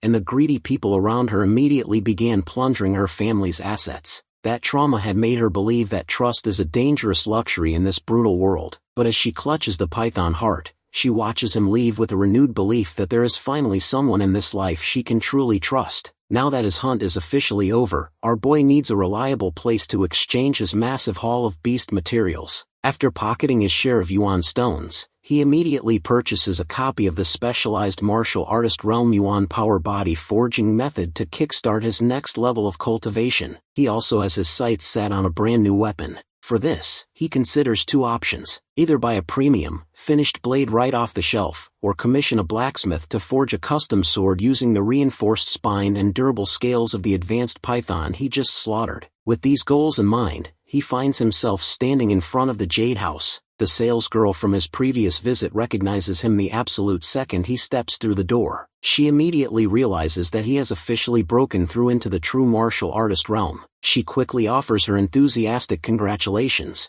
before politely asking what kind of supplies he requires today. During his last visit, his low cultivation level kept him blind to her true depth, but now he can clearly perceive that even this ordinary front desk clerk is a trained martial artist. It really shows the sheer, undeniable power of the Jade House if their floor staff possesses this level of strength. Our boy gets straight to the point, telling her that he is looking to buy high-grade cultivation resources and needs to sell off the material. Nodding understandably, the clerk leads him into a private backroom to meet Elder Yan, the store's resident master appraiser. Our protagonist casually empties his spatial pouch, piling the counter high with an overwhelming mountain of pristine beast carcasses, including several high-tier pieces from grade 2 low-level monsters. The old man's eyes sparkle as he sifts through the hall, clearly recognizing the exceptional quality of the materials. Throughout the evaluation, the elder is deeply impressed that a warrior this young could personally hunt such an immense quantity of high-grade creatures without ruining the hides. Once the final calculation is complete, the appraiser offers him a 156,000 low-grade yuan stones for the entire lot, a fair price that our boy gladly accepts. With the transaction settled, our boy provides a specific list of the cultivation resources he needs and asks if they can recommend a top-tier sword. Elder Yang hands him an exclusive inventory catalog of their rarest items, confidently boasting that if the Jade House doesn't carry what he is looking for, he won't stand a chance of finding it anywhere else in the entire base. Looking over the price tags in the catalog, the reality hits our boy. A mere high-grade combat sword costs a whopping 100,000 Wayne stones, while premium blood essence from advanced ferocious beasts sits at an eye-watering 200,000. He quickly realizes he was dead wrong to think his recent payout made him wealthy. With prices this steep, his hard-earned cash won't stretch very far. Adapting quickly, he decides to prioritize what he needs most. He settles on a durable grade 3 alloy sword, the copy of the martial artist Realm Yuan power body forging method, and a comprehensive encyclopedia covering ferocious beasts and exotic spiritual plants. Tallying up the final bill against his earnings, he finds that instead of pocketing a profit, he actually needs to pay an additional 16,000 won stones out of his own pocket. Right as he prepares to settle the debt, the front desk sales girl abruptly interrupts the meeting, rushing into the room to whisper something urgently into Elder Yang's ear. The appraiser turns to our boy, informing him that the executive director of the Jade House wants to meet him upstairs. Our protagonist can't fathom why the mysterious head of such a massive establishment would target a newly advanced martial artist, but he head up anyway to find out for himself. The clerk leads him into a private suite. Resting on the seat is the exact same elegant lady and her elderly servant who watched him accept the orphan girl's quest days ago. The very first thing our boy's sharp gaze locks onto is the intricate insignia embroidered on the old servant's robes, a mark indicating that the elderly woman is at least a formidable grade 3 martial artist. His mind races, concluding that the young mistress must be far more than a mere local store director if her personal handmaiden is a powerhouse of that caliber. The lady offers a refined smile, introducing herself as Mo Shan Shan, and politely apologizes for the abrupt summons. She gets straight to the point, inviting him to join the prestigious Jade Merchant Alliance. She explains that she personally witnessed his interactions,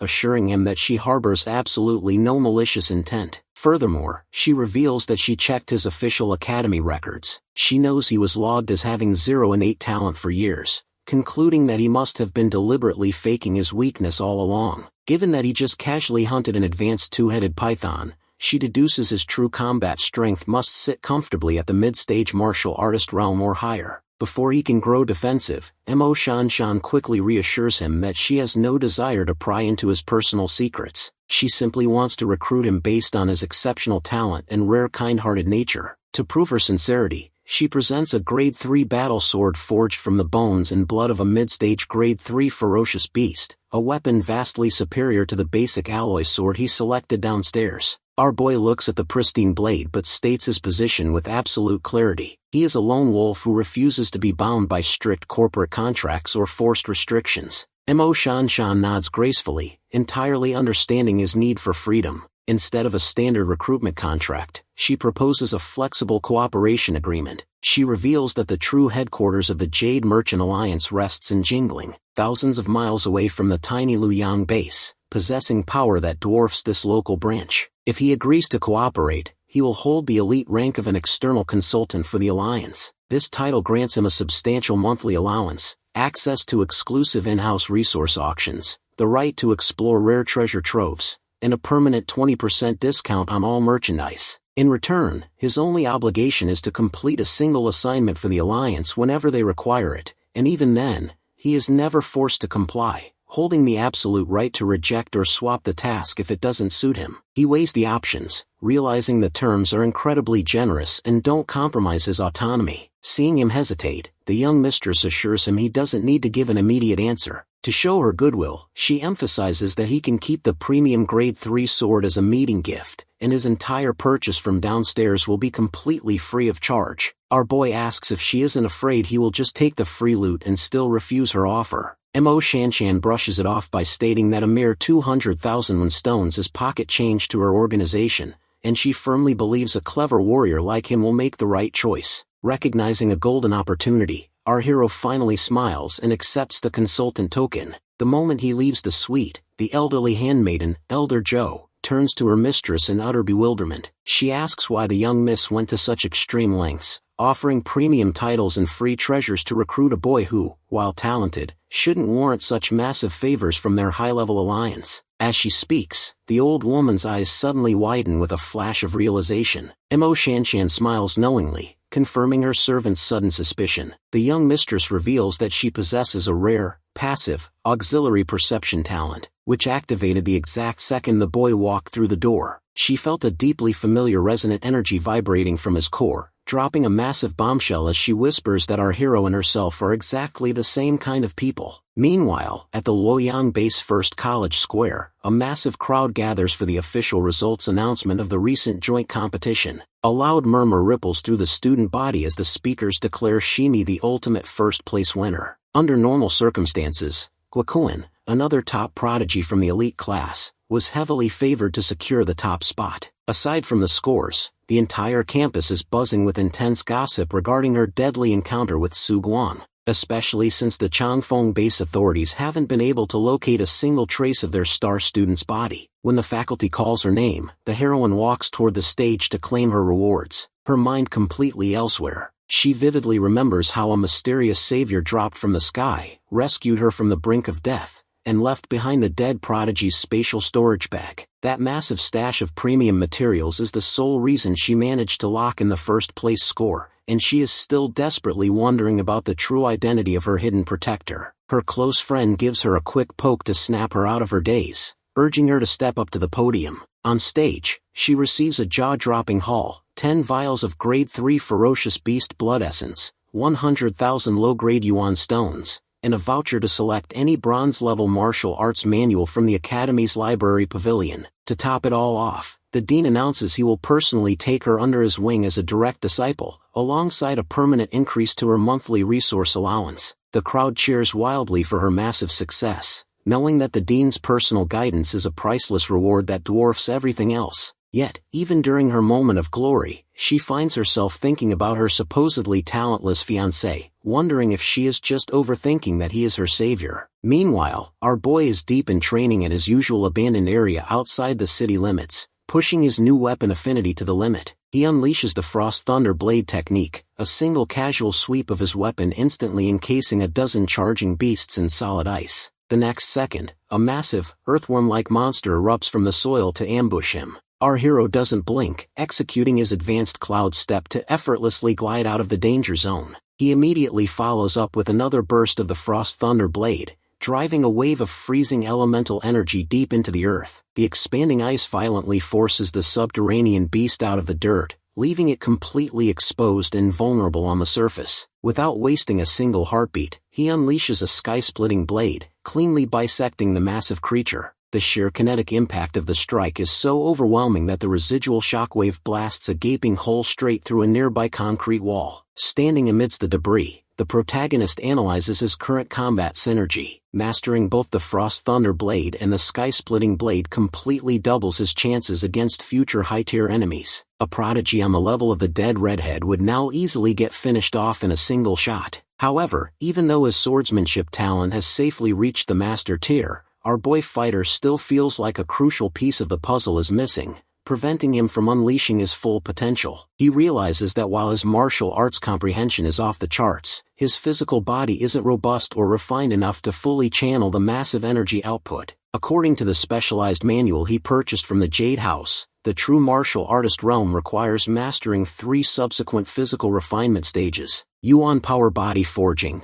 Blood Refining, and Qi Gathering. To fix his bottleneck, he immediately sits cross-legged to begin the intense Yuan Power Body Forging routine. He awakens his core aura, channeling a torrent of raw environmental energy directly into his muscles and bones. His training is completely relentless, remaining locked in isolation for a solid half-month. The grueling process brings an indescribable, agonizing sensation. Suddenly, a sharp, piercing pain erupts throughout his entire frame, forcing him down to his knees as his bones feel like they are being roasted alive. A dark, foul-smelling layer of hidden impurities begins to ooze from his pores, a deep, unexpected bone-cleansing reaction triggered by the premium forging manual. Once the painful process concludes, our boy opens his eyes, realizing his cultivation speed has increased more than 5-fold compared to his old, basic training methods. At this progressive rate, he calculates he can easily break into the master martial realm within 3 short years. However, he still feels the pace is too slow. Patriarch Shoucheng has undoubtedly caught wind of his return to the base by now. While our hero no longer fears a direct encounter, he cannot ignore the reality that the wealthy Zhou family holds massive political influence and possesses enough capital to hire countless high-level mercenaries and experts to do their dirty work. To survive the looming storm, he needs to become significantly stronger and fast. Over at the Zhou family villa, the atmosphere is suffocatingly dark. Patriarch Shoucheng listens intently to a detailed intelligence report regarding our boy's recent movements. After analyzing the timeline, the ruthless leader concludes that the teenager is incredibly clever and has definitely managed to get his hands on the miraculous treasure inside the Earth Dragon nest. The Patriarch knows the boy will be on high alert, meaning they need a flawless ambush when they finally move in to strike. With a cold, calculating expression, Zhou Cheng casually tightens his grip, instantly snapping the neck of the messenger pigeon resting in his hand before tossing the carcass aside. He darkly orders his subordinates to keep around-the-clock watch on our boy. The moment the kid steps foot into the isolated abandoned area outside the city walls, the Patriarch intends to personally head out to execute him and reclaim the stolen treasure. Meanwhile, even though our dude heads back home, his mind is still completely locked onto training. He remembers Mo Shanshan's offer that, as an external consultant, he can use the Jade House's premium martial arts training buildings completely free of charge, which can double his cultivation speed. He decides to head over there to heavily grind his chi gathering process, which is still lacking. Right as he is about to leave, Shimi spots him and notices he is heading out. He quickly reassures her that he is just going out for a bit but will remain inside the safety base, so she has absolutely nothing to worry about. Before stepping out, he casually mentions that he heard she got injured during the joint trial, congratulates her on securing the first place finish, and takes his leave. Seeing his totally normal, unbothered reaction, the heroine sighs, fully assuming her mysterious savior definitely wasn't him. So he heads straight to the top-tier martial arts facility belonging to the Jade House. Once inside a private chamber, he begins practicing his Frost Thunder Blade, focusing entirely on perfecting a single, devastating blow. Even though he can comfortably control the freezing element now, he still feels like something is missing every time he unleashes a frost technique. He guesses that his insufficient chi control is preventing him from drawing out the true potential of the ambient yuan power. He swings his sword again and again,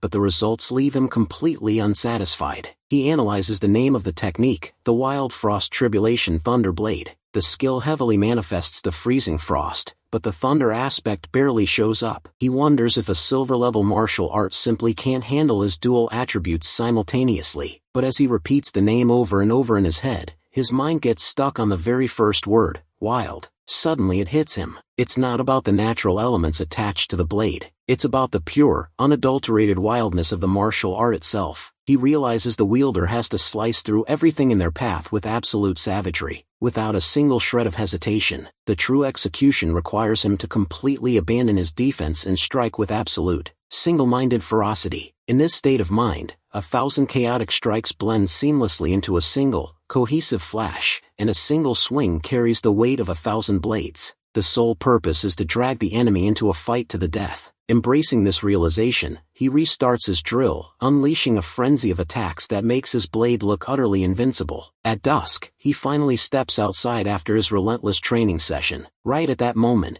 2 other martial artists are walking toward the building. They chat about how these premium structures seem completely unshakable, since they are reinforced with complex magic circles inside and out, making them vastly more stable than any standard concrete building. But as the 2 men get closer, their jaws drop in absolute horror. The entire reinforced training building has been completely shattered and reduced to rubble from the inside out. The facility guards instantly rush forward, weapons drawn and ready to apprehend whoever caused such massive destruction to Jade House property, immediately surrounding our boy. But before things can escalate, Mo Shanshan appears on the scene. She turns to our boy and asks if he has actually managed to touch the legendary swordsmanship realm. She can't believe the sheer level of genius standing before her. The boy hasn't even hit his 20th birthday yet, and he is already shattering conceptual boundaries. Our guy asks her what exactly the swordsmanship realm is. Mo Shanshan blinks, realizing he genuinely has no idea because the ordinary academy curriculum only teaches basic combat formulas. This realization only skyrockets her admiration for him. The boy literally discovered an advanced conceptual realm completely on his own. He is proving to be vastly more powerful than she initially calculated,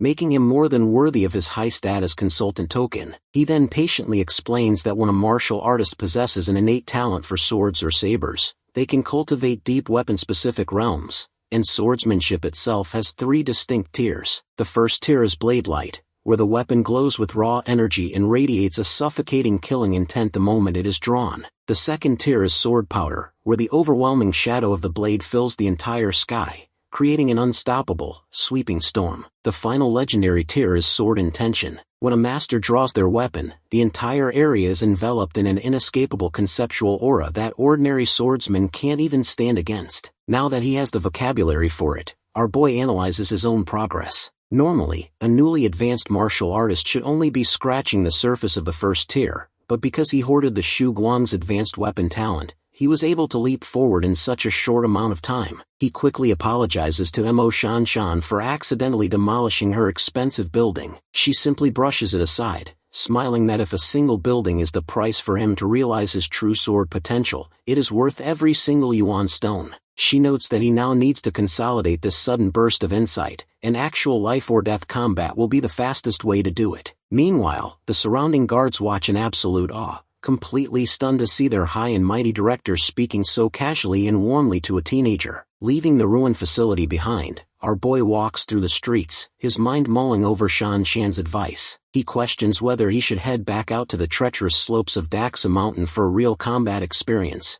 but the very next moment, his sharp senses tingle. He catches a faint, lingering presence keeping a careful eye on his movements from the shadows. Instead of panicking, he activates his advanced footwork and completely vanishes from their sight. A split second later, he materializes directly behind the hidden trackers, his voice dropping to a dark, lethal whisper as he asks if they are looking for him. Before the scouts can even process what is happening, our hero moves like lightning, instantly subduing them. He grabs one of the men tightly by the throat, violently slamming him against a nearby brick wall. His grip tightens as he coldly demands the name of their master. The terrified scout gasps for air, desperately choking out the name, Zhou Cheng. He fully expected the vengeful patriarch to move against him, and his decision is made instantly. He resolves to permanently eliminate the threat himself, before the clan leader can ever bring the danger anywhere near Shimi. Smiling coldly, Chumo realizes this is the perfect opportunity for high-stakes combat he needs to lock in his new realm. At the Zhou family villa, two guards are casually discussing how Zhou Cheng is becoming colder and more ruthless every single day following the death of his son.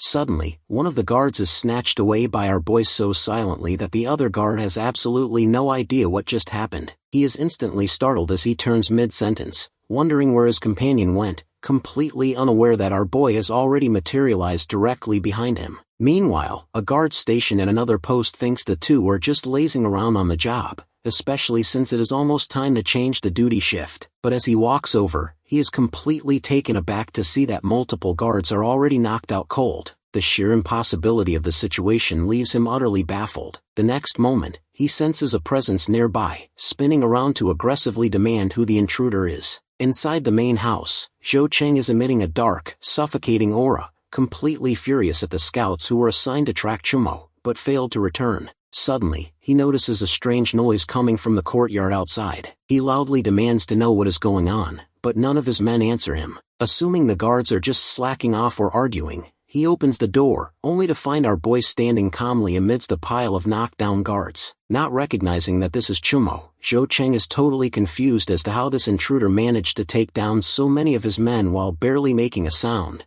leaving him wondering when on earth Liu Yang produced such a terrifying powerhouse. The very same powerhouse just looks right back at him. It becomes immediately clear to our boy that Zhou Cheng has no idea what he actually looks like. When our hero casually introduces himself, Cheng is completely taken aback to realize that this kid is Chumo. He simply cannot believe that the school failure is powerful enough to effortlessly wipe out his elite guard. When Chumo killed old Kei Nian, the patriarch personally checked the corpse, which led him to believe that Chumo was only an early-stage martial artist at best, so reaching this level of power so quickly makes no sense. But then, a realization hits the leader. He remembers the secret spirit essence hidden deep within the Earth Dragon nest, the exact treasure he told his son Chi to find. He pieced things together and exclaims that this legendary essence must be what made Chumo this absurdly powerful in just a single month, completely enraged because that miraculous treasure was originally supposed to belong to him. Zhou Cheng roars in absolute fury, unleashing a swarm of yuan-made swords that fly straight toward our boy, screaming that he is going to slaughter the thief who stole his rightful opportunity. Watching the incoming barrage, our boy instantly notices that his enemy possesses an incredibly refined control over his Yuan power body. The display perfectly proves the patriarch's status as a veteran martial artist who has been anchored in this realm for years, utilizing his dense energy to manipulate the flying blades from a distance and maximize his attack range. However, our dude is already one step ahead. Before those lethal blades can even graze his skin, he manifests a dense shield of pure Yuan power around himself, effortlessly tanking the explosive impact. Zhou Cheng does not expect his opponent to wield such a potent protective barrier, believing the youth must be exhausted from blocking his continuous five-pointed sword formation. The old man rushes forward to press the advantage, his primary blade flashing in his hand, but Chumo is entirely prepared. He activates his advanced cloud step, fluidly shifting his weight to dodge the lethal lunge. Stepping into the old man's blind spot,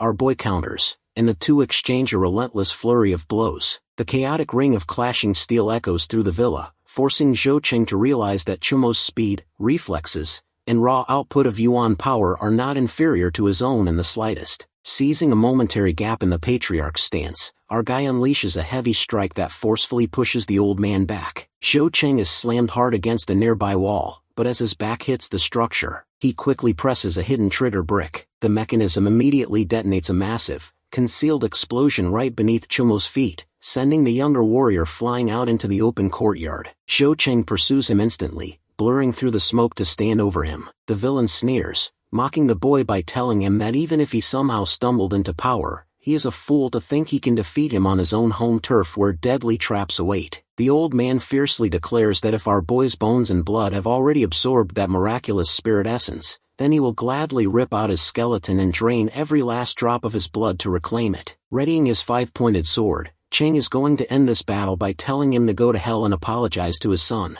However, Chumo is also ready. As soon as the sword is about to get him, he immediately uses ghost steps, rushing toward his enemy to hit him with a thunder talon attack. Cheng is shocked that he is still alive. Readying his blade, Chumo claims that Chi was silly and shameless, so he is naturally ready for his daddy as he attacks him. Cheng blocks the sword with his five-pointed sword. For a moment, our boy overwhelms him, but then, Cheng rises again, going completely berserk to show him why even master martial artists don't mess with him. So, he immediately rises and with burning power, rushes toward him. Around him, he is activating the explosive power of the transcontinental realm, such as the transformation after the completion of the sky-splitting blade. Our boy knows this, but he doesn't try to escape because he finds it a good opportunity to test his strength against such a powerful foe. His enemy also notices this, but he is confident that his power of 10,000 blades will finish Chumo no matter what. Even if he somehow misses him, he will at least injure him. Our boy is also ready with his sword as he activates his blade resonance. Cheng is shocked to see that he has mastered the swordsmanship.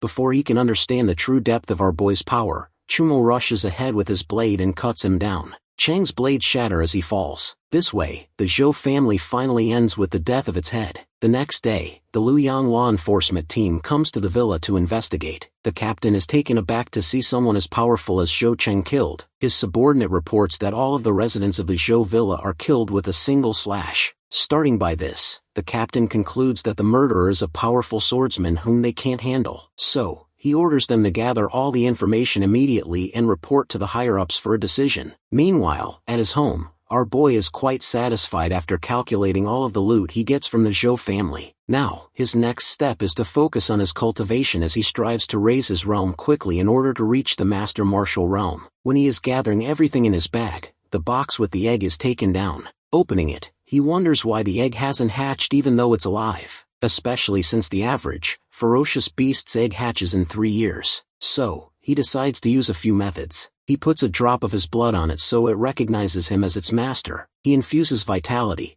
but it doesn't hatch, which frustrates him, so he decides to cook it. Then, he angrily gives it his thunder, but nothing works. So, he decides to give up for now. If it isn't going to hatch, he shouldn't have gotten it in the first place. It is better if he goes on to training. For this purpose, he is going to use the Wind Spirit Fruit, which enables a martial artist with the wind attribute to gain enlightenment, potentially enhancing their wind element. Finally, honing his wind attribute gives the best result. Our boy can now use a sonic explosion. It is proof that he is as fast as a first level, 3-clawed eagle ferocious beast. A medium-sized beast is kicked by him simply because his speed is faster than it. Thanks to the consumption of 42 wind fruits and half a month of practice and digestion, he is able to surpass the speed of sound. Checking his system, he is glad to see that his wind attribute has upgraded to the bronze level. If he runs with all his strength, he can reach 5 times his usual speed, which matches the peak of a martial artist master. He decides not to stop training yet. With the after effects of his breakthrough, he will be able to hit body forging. With burning power, he starts training again, sensing the blood in his body mobilizing along with his chi.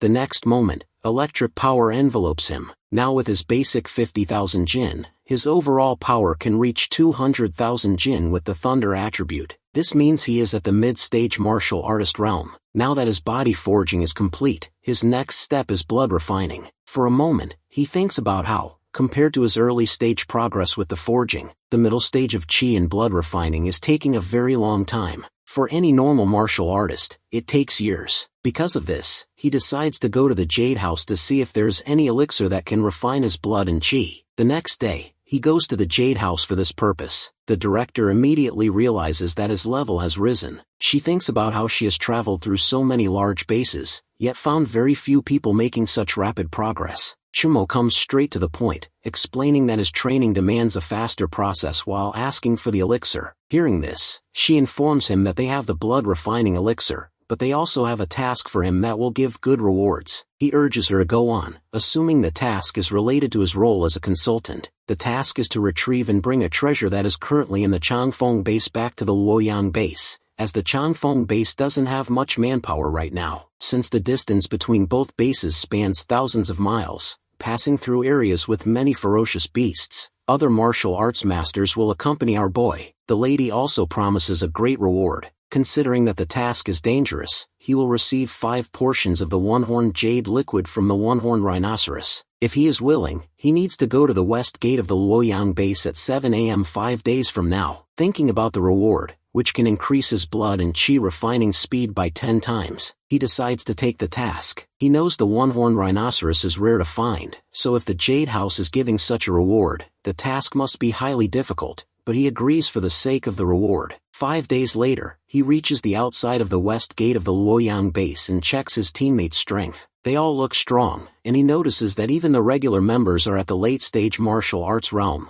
while the highest ranking among them is at the level of a martial arts master. The director urges him to come forward as she introduces another character, Zhang Xian, who is a manager of the Jade House. He has a medium swordsmanship talent and a low-grade metallic talent. He tries to get chummy with the director, but she slaps his hand away and introduces Chuemo to him. Hearing that our dude is a consultant, Zhang Xian tries to downplay his position, muttering that not just anybody can be a consultant. Chuemo immediately notices his hostility. At that moment, they are interrupted by Qin Yuan, who is the leader of the task, a late-stage martial arts master, and one of the managers of the Jade House Merchant Alliance. He explains the rules for the newcomers. They already have a pre-booked route for their travels, so they are strictly prohibited from leaving in the middle of the journey or contacting outsiders at will. If something happens, they are required to contact him first. If they won't comply, they can leave right now. Otherwise, they will face the consequences if they break the rules. Looking at the man, our boy admits he is an experienced leader who knows how to maintain discipline and cooperation. With the rules set, the leader asks everyone to introduce themselves and their strength. One by one, they start to introduce themselves. Wang Kai is an early-stage martial artist specializing in swords. Hao Nan is a peak martial artist, also specializing in the sword. Xian Yongsheng is another peak martial artist who specializes in daggers,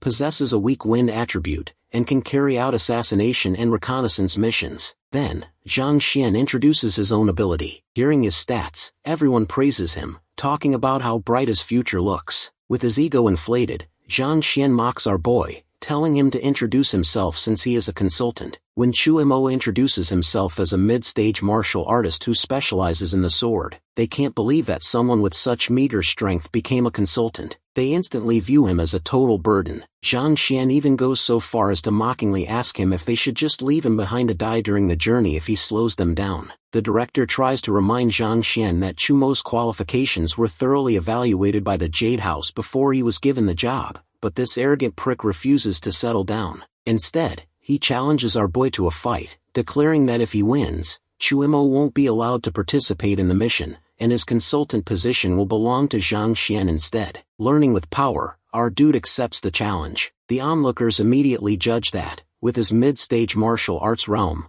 our guy doesn't stand a chance against Zhang Xian, who has reached the Blade Light realm, especially since his metal attribute increases his sword level to the next tier. The leader assures the director that he won't let Zhang Xian hurt our boy, but she shows total confidence in our hero, knowing that when it comes to swordsmanship realms, Zhang Xian is completely inferior to him. Oblivious to this, the arrogant prick tells the director he won't hurt our boy too badly. He rushes toward Chuemo, wondering out loud what gave him the confidence to accept this challenge, and exclaims that he will defeat him. Our dude steps back to dodge the attack. In reality, this prick is a snake. He separates his sword aura into hair-thin needles. If our boy couldn't see them with his speed-seeing eyes, his meridian points would be cut off, and his martial arts career would be ruined. Chuemo can't believe how ruthless this person is. Realizing Zhang Xian is someone who should be eliminated, Chuemo suddenly stops his movement. Everyone shouts, wondering why he stopped. Zhang Xian, however, has another trump card in his arsenal. He uses his metal talent to create small steel needles to cut Chuemo's meridian points. He goes in for the strike again, but this time, our dude grabs Zhang Xian's sword blade with his bare hand and uses his thunder talent to break it easily. The next moment, Chuemo takes his own sword, declaring that Zhang Xian wanted to see where he gets his confidence from. With a strike of his thunder blade, he cuts off Zhang Xian's meridian points instead. The leader confirms that Zhang Xian is still alive, but now completely useless. After seeing this, everyone admits our boy's strength. With the conflict settled, they finally leave for their mission. They spend the next 4 days traveling. As usual, they take a break for the night but don't light a fire so they don't attract any beasts. They rotate guards to watch the camp every 2 hours. Xian Yongxing admits that Qin Yuan's leadership is great, as they have traveled smoothly and avoided 80% of the ferocious beasts. Tomorrow they will reach the Chanfeng base. Honan agrees, mentioning that it is his first time on Qin Yuan's team too, but his sentence is cut short as someone kills him. The attack is so abrupt that they don't even have time to react properly. As Honan falls back without a sound, the group can't comprehend what just happened. Our boy raises his sword, knowing for clear fact that someone is out there. However, the strange thing is that he can't sense any airflow fluctuation, or the trajectory of the attack. The leader urges everyone not to panic. Then, within seconds, another guard is done for. Xian Yongxing shouts that there is a white shadow next to him. That same shadow turns to attack our boy as well, but he fortunately dodges it. Now that it is close, he can finally see the creature. The leader grows incredibly tense as he recognizes it. It is a blank weasel. Everyone is on high alert as multiple spaces tear open around them. Our boy tries to arch away from the thing and lands firmly on the ground. Wang Kai, on the other hand, is trembling, thinking they are completely done for since the blank weasel can travel through space. The leader tries to reassure him, stating it is just a level 3 ferocious beast. If they can find a flaw or take it on together, they stand a chance. He orders everyone to form a defensive circle, standing back to back, so the moment they spot the beast, they can attack it with all their might. Everyone complies. Chuemo respects Qin Yuan's leadership tactics, recognizing that this formation gives them surveillance from all directions, but he still gets the nagging feeling that they are missing something. Suddenly, a guard spots something, and an instant later, an attack shoots straight into his chest. Everyone is taken aback, because they didn't see a thing. The attack is so brutal that the guard's heart is completely ripped out right in front of them. Wang Kai is stunned to see that the beast took the heart but didn't even eat it, meaning it is just playing with them. He wonders if the beast possesses the intelligence. One by one more guards are taken down. The leader tells them to stay calm, warning that panicking will only make them the next target. The survivors shout in frustration, knowing the beast is right there but unable to land a hit on it. Xian Yongxing faces the exact same helpless situation. Watching the slaughter unfold, Wang Kai panics completely, swinging his sword wildly here and there in a desperate attempt to kill the creature. However, his desperation makes him lose his guard, which costs him his life. Taking advantage of the situation the moment the beast appears to strike Wang Kai, our dude immediately moves with his level 2 ghost steps and uses his sky-splitting blade to attack the weasel. Everyone looks on in awe as he actually manages to hit the blank weasel. He shouts to the group that since the weasel is injured, its speed will be affected, so everyone needs to stay alert. The remaining crew calls out directions whenever they spot the beast, and Chuemo immediately flashes over to attack. Suddenly the beast's activity stops. Xian Yongxing informs them that whenever a blank weasel appears, It never gives up on its prey unless it dies, so she senses it must still be lurking nearby. Meanwhile, our boy analyzes the situation. The beast must either be heavily injured or waiting to finish him with a single decisive blow. If it truly is intelligent, it will target our hero next, which means he can use himself as bait to kill it. Suddenly Xian Yongxing shouts to him that it is right above him. Taking the chance, Chuimo immediately dodges the incoming attack and slashes downward. Everyone is absolutely shocked to see that he successfully manages to kill a blank weasel. Practically no one below the level of a martial arts master can survive an encounter with one. Even the leader admits that he wouldn't have survived the beast attack himself, which makes him realize just how incredible the director's perception was to recruit Chuimo. He sincerely thanks our boy for saving them. Our hero brushes off the gratitude, saying they are comrades in a life-and-death situation, prompting the leader to warmly start calling him brother from that moment on. The next day they finally reach the Changfeng base, but they see absolutely no one. The leader finds it highly irritating because he sent word ahead to the head of the Jade House at Changfeng about their arrival, yet no one is there to greet them. Our guy also finds it incredibly strange that such a massive base is completely deserted. As they step further inside, they still don't find a single soul, which only increases his growing sense of dread. After a while, Lao Sun, the representative from the Changfeng base, comes over to greet them. Despite why he is late and why he only brings 2 other members with him, Sun starts to explain but suddenly cuts himself off. Making a quick excuse, he sends the rest of the team to rest at the hotel while taking Chen away under the pretext of handling the handover procedures for the treasure. Watching them leave, our boy realizes something major must be going on at the base that Sun wants to discuss with Chen privately, far away from him and the others. Back in his hotel room, Chuimo pulls out the corpse of the blank weasel. Since this creature has the rare ability to travel through space, he hopes to acquire the exact same skill to give his overall strength a massive boost. The next moment, he initiates the system absorption. As the space talent fuses into his core, his space perception talent immediately activates. With this active sense, he can clearly map out everything around him within a 50 m radius. He wonders if he can actually teleport through space now, just like the blank weasel did. To give it a shot, he triggers his new space transfer talent. He instantly blurs outside and snatches a pigeon. It works perfectly, proving he can instantly teleport to any spot within his perception range by slipping through a space rift, a killer talent that works beautifully for both offense and defense. Nearby, Chen and Sun happen to spot him dropping down from the tree. Our boy walks up and asks if the paperwork is finished, and Chen confirms that they are hitting the road tomorrow. Looking the kid over, Sun assumes he must be Chen's nephew, but the old leader just laughs and proudly introduces our boy as the genius consultant of the Jade House. Sun nods in approval, highly impressed that someone can become an alliance consultant at such a young age while only sitting at the mid-stage martial artist realm. He introduces himself to our boy, warmly assuring him that he can come to him directly whenever he needs exclusive information. Chumo gets straight to the point, asking about the deserted ghost town condition of the base and wanting to know what is really going on. Sun decides it is finally time to spill the beans. He explains that he kept quiet earlier just to avoid causing a panic. But right as he is about to explain the grim situation at the Changfeng base, a loud commotion cuts him off. They spin around to see a crowd of terrified people running for their lives from a giant grade 3 thorn dragon. Our boy grits his teeth in utter disbelief. A base is supposed to be heavily guarded by high-level martial arts masters, so the fact that a ferocious beast can just wander inside proves the local defenses are completely broken.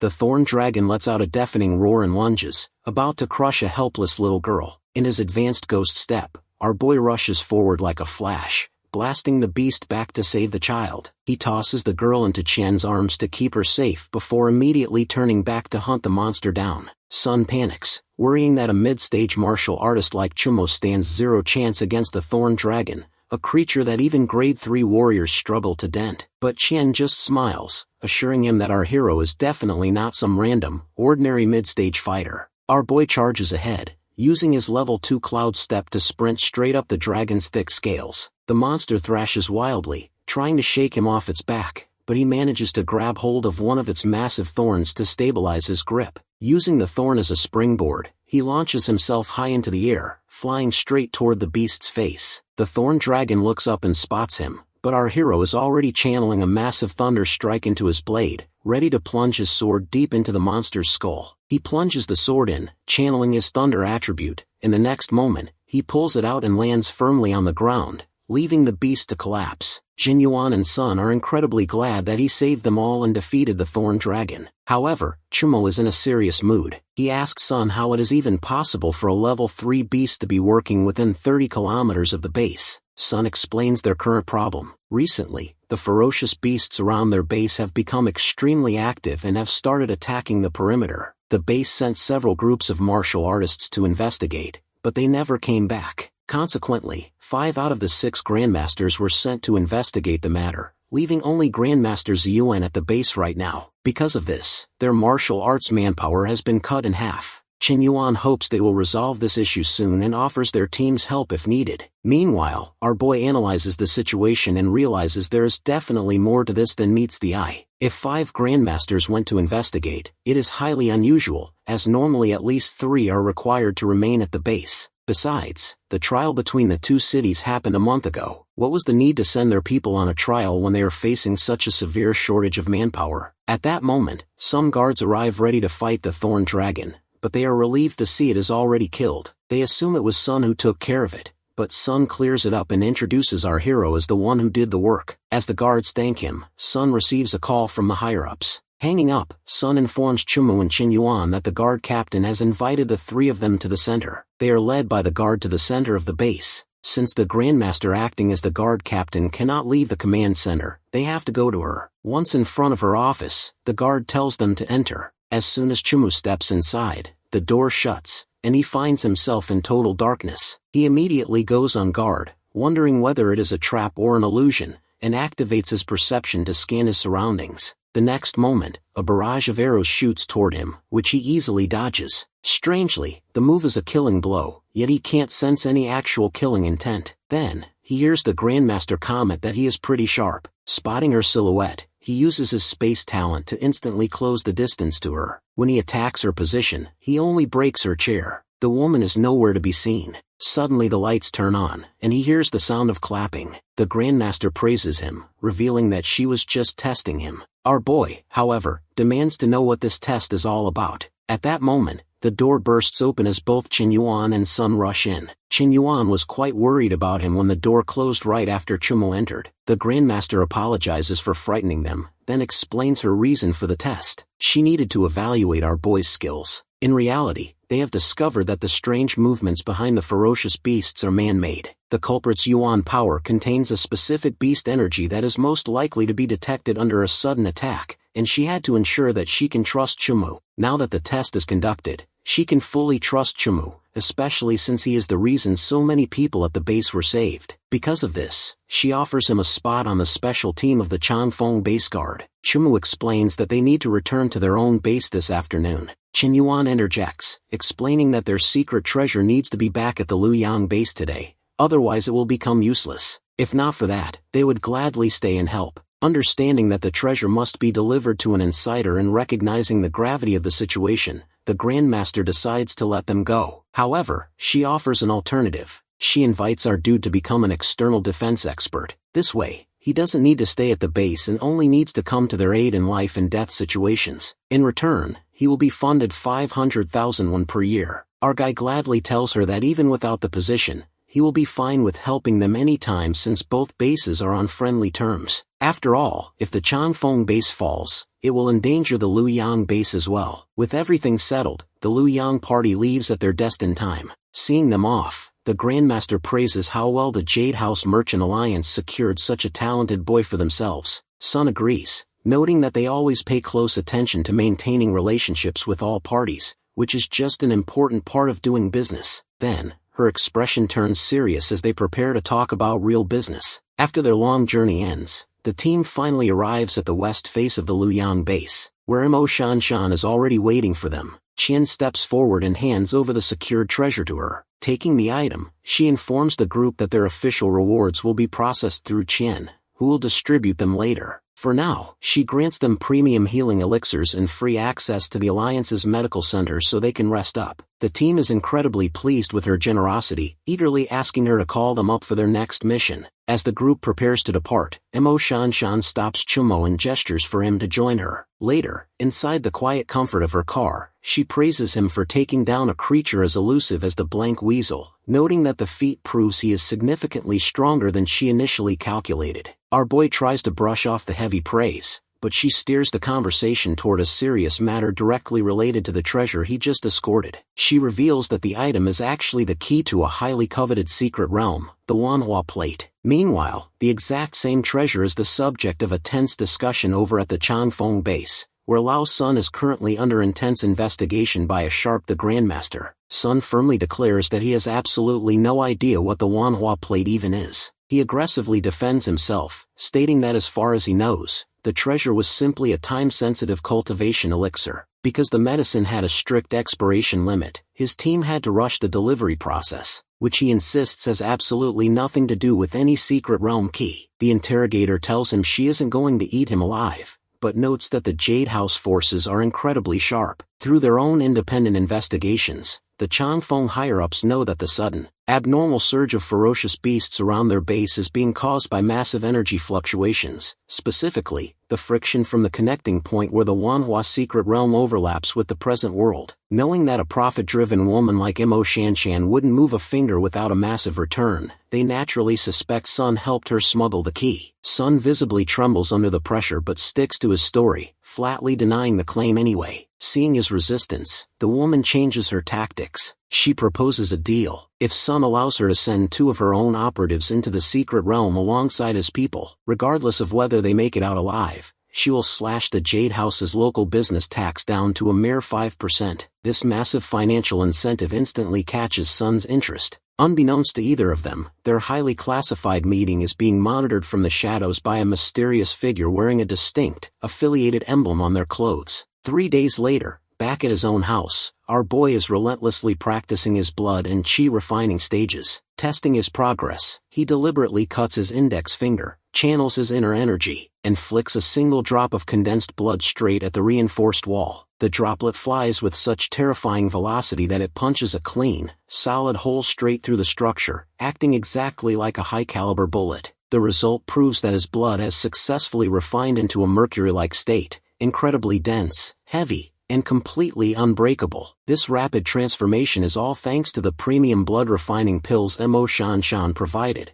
which allowed him to reach this advanced state in just 3 days, a feat that even Elixir of Rhinoceros could never replicate. He pauses his training, recalling the critical information the young mistress shared with him during their car ride. She warned him that the secret realm will officially manifest in exactly 1 month, and the Wanhua plate is the absolute key required to unlock its hidden spatial passage. Crucially, the unique laws governing the realm of 10,000 wonders mean it can only accommodate cultivators who sit safely below the martial arts master level. Remembering his current status, our boy knows that his current realm makes him the perfect fit for the upcoming expedition, because on paper he only registers as a mid-stage martial artist, yet his actual combat power is completely off the charts. That is exactly why Mo Shanshan invited him to join her personal expedition team. Her primary objective inside the hidden pocket world is to locate the legendary Xianyuan Chalcedony, and she explicitly promised that the Jade House will not compete with him for any other treasures he uncovers along the way. Our boy knows this is an incredible deal, but he still decides to push his training even harder. He needs to rush his cultivation and break into the late-stage martial artist realm before the portal opens, knowing that staying alive in a lawless secret realm requires maximum strength. As he prepares to train, something catches his eye. He notices the corner of a hidden box peeking through the very hole he just blasted into the wall with his blood bullet. Curious, he reaches into the brickwork and pulls the dusty container out, wondering why such a thing is hidden inside his own home. He pops the latch open, finding a stack of old, faded letters, a few books, and miscellaneous family keepsakes. But what immediately locks his attention is a highly unusual, strangely crafted badge resting right at the bottom of the pile. After coming to this world, he gets all the memories of the original Chumo, but he does not remember this box or the chest of arms. He also finds a diary. Opening it, he finds out that it is written by the mother of the original Chumo. She expresses her frustration at being stuck at some fundamental level of the martial arts realm for no reason. There is someone she refers to as him in the diary. He alerts her to the appearance of a more powerful beast, which makes her believe that they will all die. She is also working on some research that is not going well, especially regarding the shortage of level 5 ferocious beasts. They even intend to check for a level 6 or 7 beast. She is doing this because Chumo does not show any cultivation talent, so she wants his physique to get changed. When she hears the rumor of a level 7 ferocious beast, she pursues it in order to help him awaken his power. Checking the things in the box, he wonders about her research, especially since finding a level 7 ferocious beast is just a myth. Then he checks a dagger. It is so light and cold, proving that it is no ordinary weapon, so he decides to let the appraiser at the Jade House appraise it the next time he visits. 10 days later, Mo Shan Shan and the others are waiting for our boy at the departure point for the mission. The 2 grandmasters from the Changfeng base are also there. The girl is Susanna, and the boy is Liao Yu. The girl is curious to see the power of our boy, who is held in such high regard by their captain as well as Lady Mo. Meanwhile, the boy believes that Chumo certainly possesses good power. Then our boy arrives, and everyone feels the distinct powerful aura coming from him. Both of the grandmasters can see that he is not someone to be underestimated. Even as he gets near to Mo Shan Shan, she immediately comments that he has advanced his realm again. Without wasting time, he shows her the dagger he wants her to appraise for him. She immediately informs him that this dagger is made by fusing the bones of the 2 level 4 beasts, the ice crystal bird, and it is very light. This weapon is usually used as a secret weapon because of how light it is, making no sound and possessing a hidden effect. Seeing the weapon, the female grandmaster is burning to test the skills of Chumo. However, her companion reminds her not to put the cart before the horse, as their purpose is to get as much treasure from the secret realm as possible. At that moment, our hero senses an energy fluctuation as the entrance is about to appear. Mo Shan Shan announces that the time has come to enter the realm. She reminds everyone that the secret realm may result in random teleportation, and everyone's position will be different at first. Therefore, she will send a signal from her position for everyone to move towards her. She opens the box, and the key floats in the air in order to open the entrance. They immediately rush towards it. Actually, secret realms are small worlds that are connected but hidden to the Blue Star planet, occasionally appearing since the great change of heaven and earth. Some of these secret realms are rich in resources, with mountains, water, life, and even ferocious beasts alongside a variety of heavenly treasures, while others are very barren with not a single blade of grass. The case of the Manhwa is a realm rich with materials confirmed by martial artists. As soon as he enters the realm, his head hurts because of the unstable teleportation. Then, he decides to check his surroundings using space perception. At that moment, he does not find any danger nearby. However, his perception tells him there is a 500-year-old colorful orchid and a 300-year-old grass. Moreover, there are many precious spiritual herbs within a radius of 50 meters, and the concentration of vitality and energy here is extraordinary. With this strong vitality, he guesses that the beasts here will be on another level. The next moment, he spots the flare signal. This means everyone is gathering, so he heads there as well. Meanwhile, everyone else is surrounded by numbers of ferocious beasts.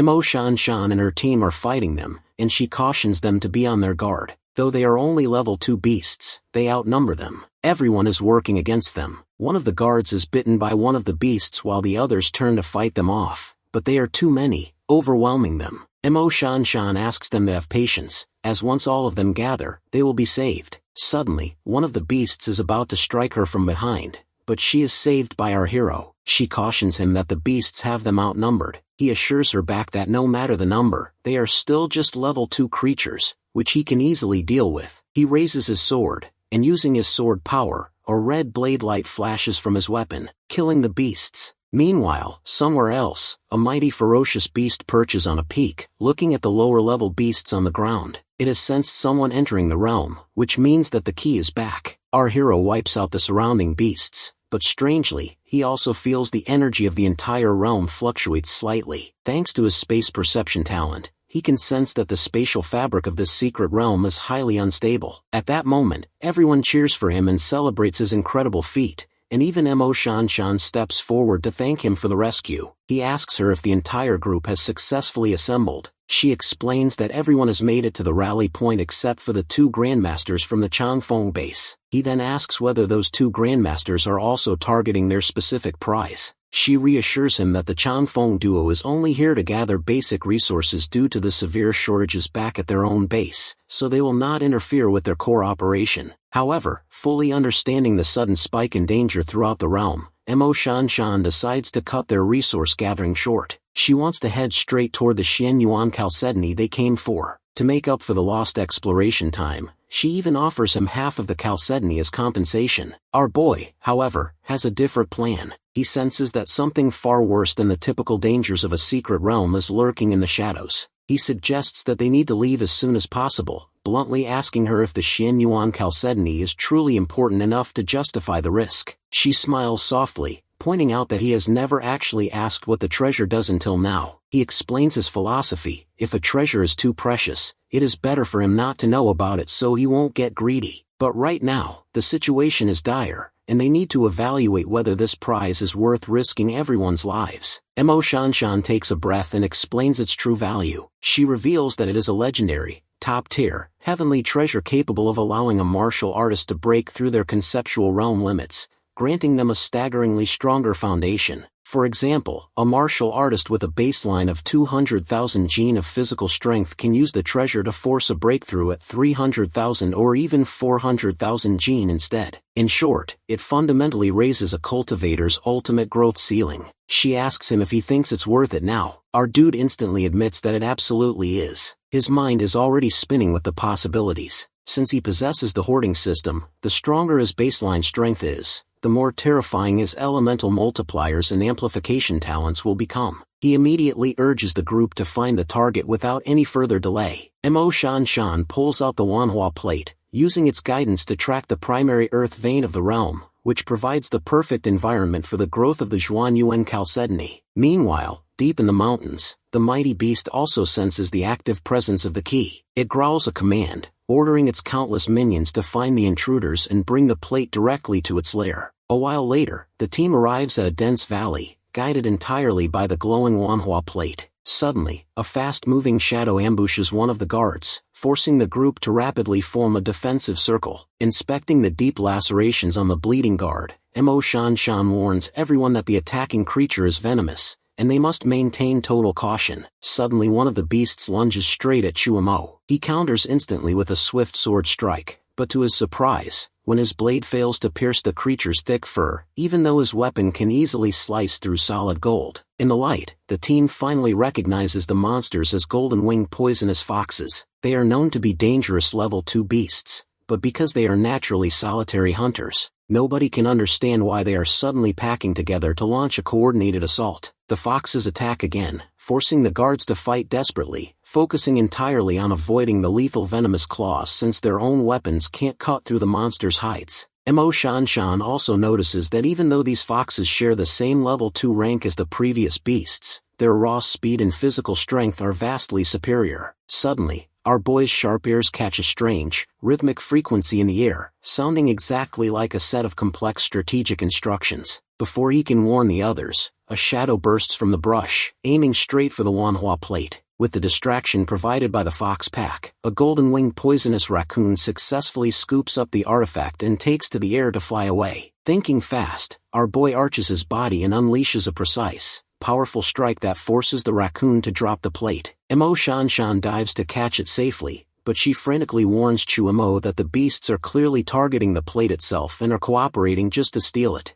Our boy already notices the strange behavior, concluding that something is actively guiding their movements. He guesses that there must be an intelligent, high-level ferocious beast pulling the strings from the shadows, as monsters above level 5 typically awaken human-like spiritual intelligence. Activating his space perception talent, he scans the surrounding terrain and immediately locks onto his hidden target. Without a second thought he triggers his space transfer talent, vanishing into thin air and materializing directly in front of that superior monster. Chuamo immediately attacks it, but without flinching, the beast blocks the strike with its hand, which feels like a human-like characteristic to our boy. Even when the beast pushes him away, he leaps into the air and lands a little far away from it. Analyzing the situation, Chuamo realizes that though the beast should be level 5 because of its human-like intelligence and characteristics, its attack power is only at level 3, so he rushes right after it, but the beast tries to escape him. Our boy appears right before it using his space transfer. He attacks it again, and when the beast falls to the ground he comes right up to it and uses all of his sword power in order to pierce its body in a single blow. He is still confused because the physical strength of the beast is also at level 5. At that moment, Emotion Chun arrives while searching for him. She is glad to see him, expressing her relief that he is here because these ferocious beasts are just too strange. He admits this is definitely the case since they show such contradictory characteristics, so he decides he is going to check the status of its internal energy next. But before he can touch the beast, he senses a lethal killing aura locking onto him from behind. At the very last moment, he steps away to dodge the surprise attack. The attacker is wearing a Jade House uniform, but their raw strength sits comfortably at the peak of the martial artist realm, looking like they are right on the verge of breaking through into a true martial arts master. Both of them clash blades for a hot minute, and the exchange makes our boy realize that this person is desperately after the corpse of the beast, meaning there must be some deep secret hidden inside it. The enemy lunges to attack again, but our hero stops the strike dead in its tracks with his own sword. The sheer power behind our boy's blade completely overwhelms the enemy's weapon. The rival blade doesn't just crack, but Chumo actually manages to slice right across the guy's face. The intruder steps back, openly admitting that he almost died just now. The wounded man is actually wearing a disguise over the face of the actual Jade House member. While his energy aura still registers as human, his physical characteristics look freakishly similar to the intelligent beast. Right as the enemy tries to snatch the beast's corpse, Mo Shan Shan rushes in and attacks him. The intruder dodges her move and immediately tries to make a run for it. Mo Shan Shan yells at our boy not to let them get away, confirming that these people are definitely imposters. However, two more intruders suddenly burst into the clearing to rescue their companion, firing a volley of arrows to force our hero back. Grabbing their injured comrade, the enemy quickly flees the scene. Looking at the spot where they vanished, Mo Shan Shan guesses they must have used a premium space item to instantly teleport somewhere else. Staring at the beast's corpse, Chumo wonders why a group of high-level intruders would go through so much trouble over a dead monster, becoming more convinced that a major secret is at play. Meanwhile, somewhere else in the realm, both grandmasters from the Changfeng base are busy gathering valuable spirit grass and rare resources. Susanna mentions that she finds it incredibly strange that they haven't encountered many ferocious beasts along their path. Her companion, Liao Yu, just thinks it's a blessing since it means they can complete their resource mission without a fight. But suddenly Susanna senses a dangerous presence nearby. She quickly drags her comrade down to hide behind the thick bushes. From their hiding spot, they spot a group of people dressed in Jade House uniforms. The hidden figures are grumbling to themselves,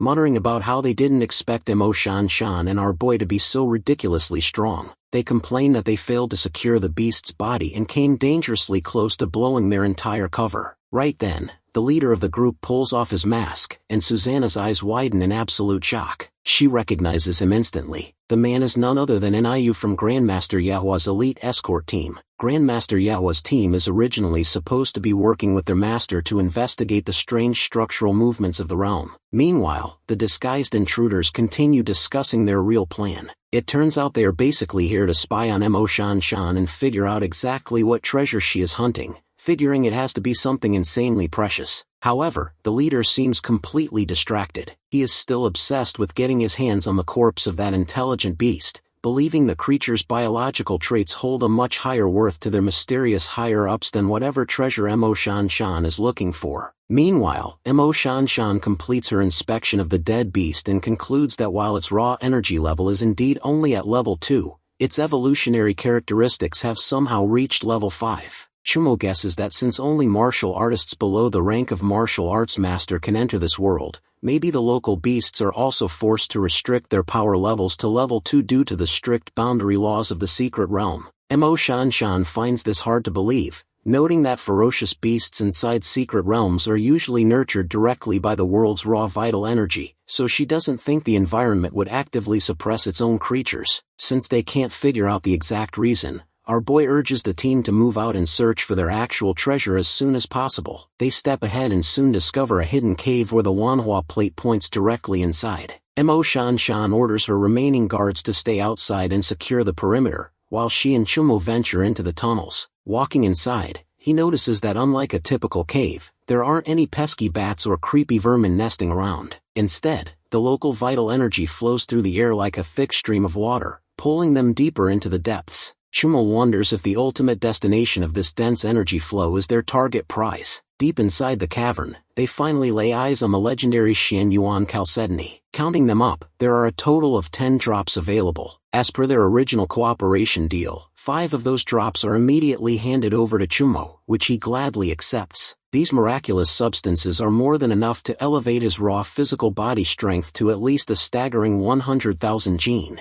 However, our boy points out that the dense, swirling energy in this cave isn't actually gathering around the Xian Yuan chalcedony. Mo Shanshan is completely taken aback to hear this. By all accounts, the chalcedony should have grown at the absolute hub of the earth veins where the world's vital energy naturally pools. Confused by his observation, she then concentrates, extending her senses. After analyzing the core energy, she admits he is right. Only a tiny fraction of the energy surrounds the chalcedony, while the vast majority is flowing past it toward another hidden point deep in the rock. Chumo raises his hand and touches the precise wall where the energy is gathering. Just like the legendary 10,000-year spiritual essence he encountered before, this spot is heavily sealed by a powerful natural barrier. Mo Shanshan agrees that they have to break through and check it out, knowing that a massive treasure must be hidden inside. Working together, both of them step straight through the barrier. The moment they cross the threshold, an immense, suffocating pressure slams down on them, threatening to crush their lungs. Bracing themselves against the gravity-like force, they look up and spot a miniature violent tornado swirling directly around a glowing rock, the Boundary Origin Stone.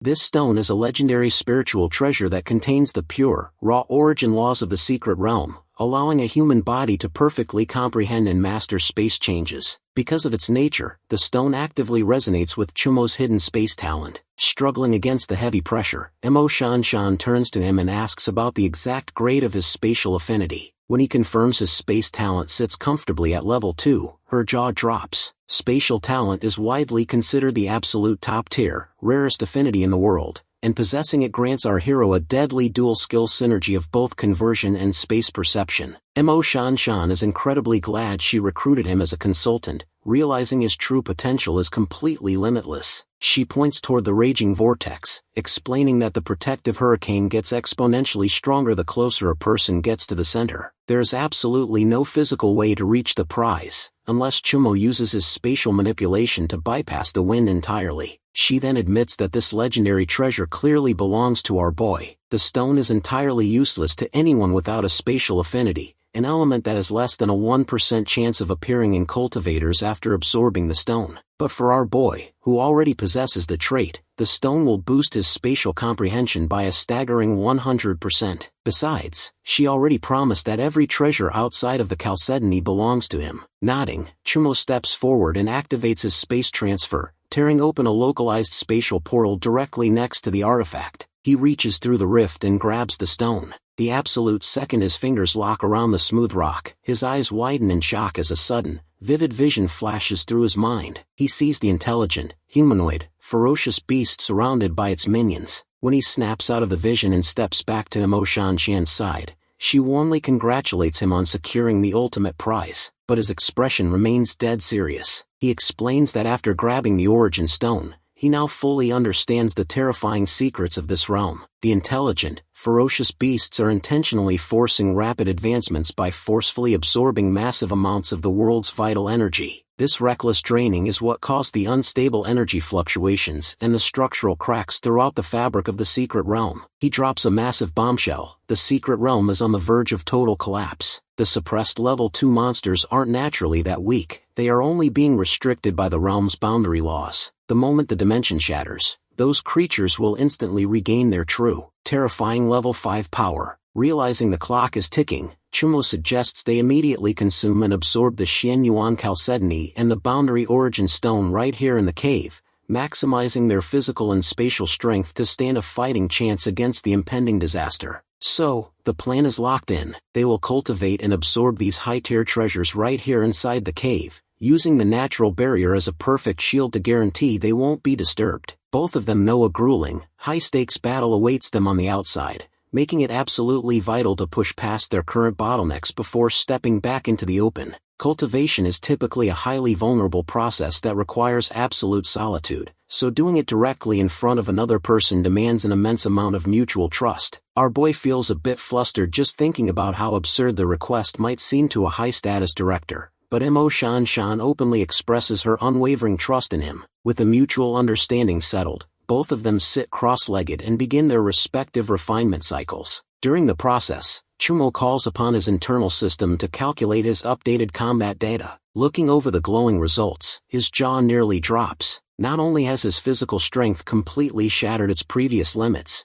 but his baseline physical power now sits at a mind-blowing 500,000 gene. At this staggering rate, even standard late-stage martial artists won't stand a ghost of a chance against him in a pure contest of brawn. Seeing that Mo Shan Shan is still deep in her own meditation, he decides to seize the downtime to fuse with the Boundary Origin Stone and see what happens. Holding the rock, he is initially unsure of how to initiate the absorption process, so he tries activating his raw internal energy to envelop it. Suddenly, a blinding, razor-sharp light erupts from the stone. For a surreal moment, his consciousness is pulled from his body, and he finds himself floating within a vast, cosmic galaxy. The pure white energy of the stone melts into a stream of starlight, absorbing itself entirely into his soul. When he opens his eyes, he is back in the cave, wondering what just happened as the residual starlight fully merges into his core. He looks down at his hands only to see the origin stone crumble and shatter, its energy completely spent. Checking his upgraded status, he realizes his space perception radius has doubled to 100 meters, and his space transfer now allows him to teleport instantly to absolutely any point within that perception range. To top it all off, he is granted a highly coveted portable space skill, allowing him to imprint a spatial mark on his own body to open a pocket dimension.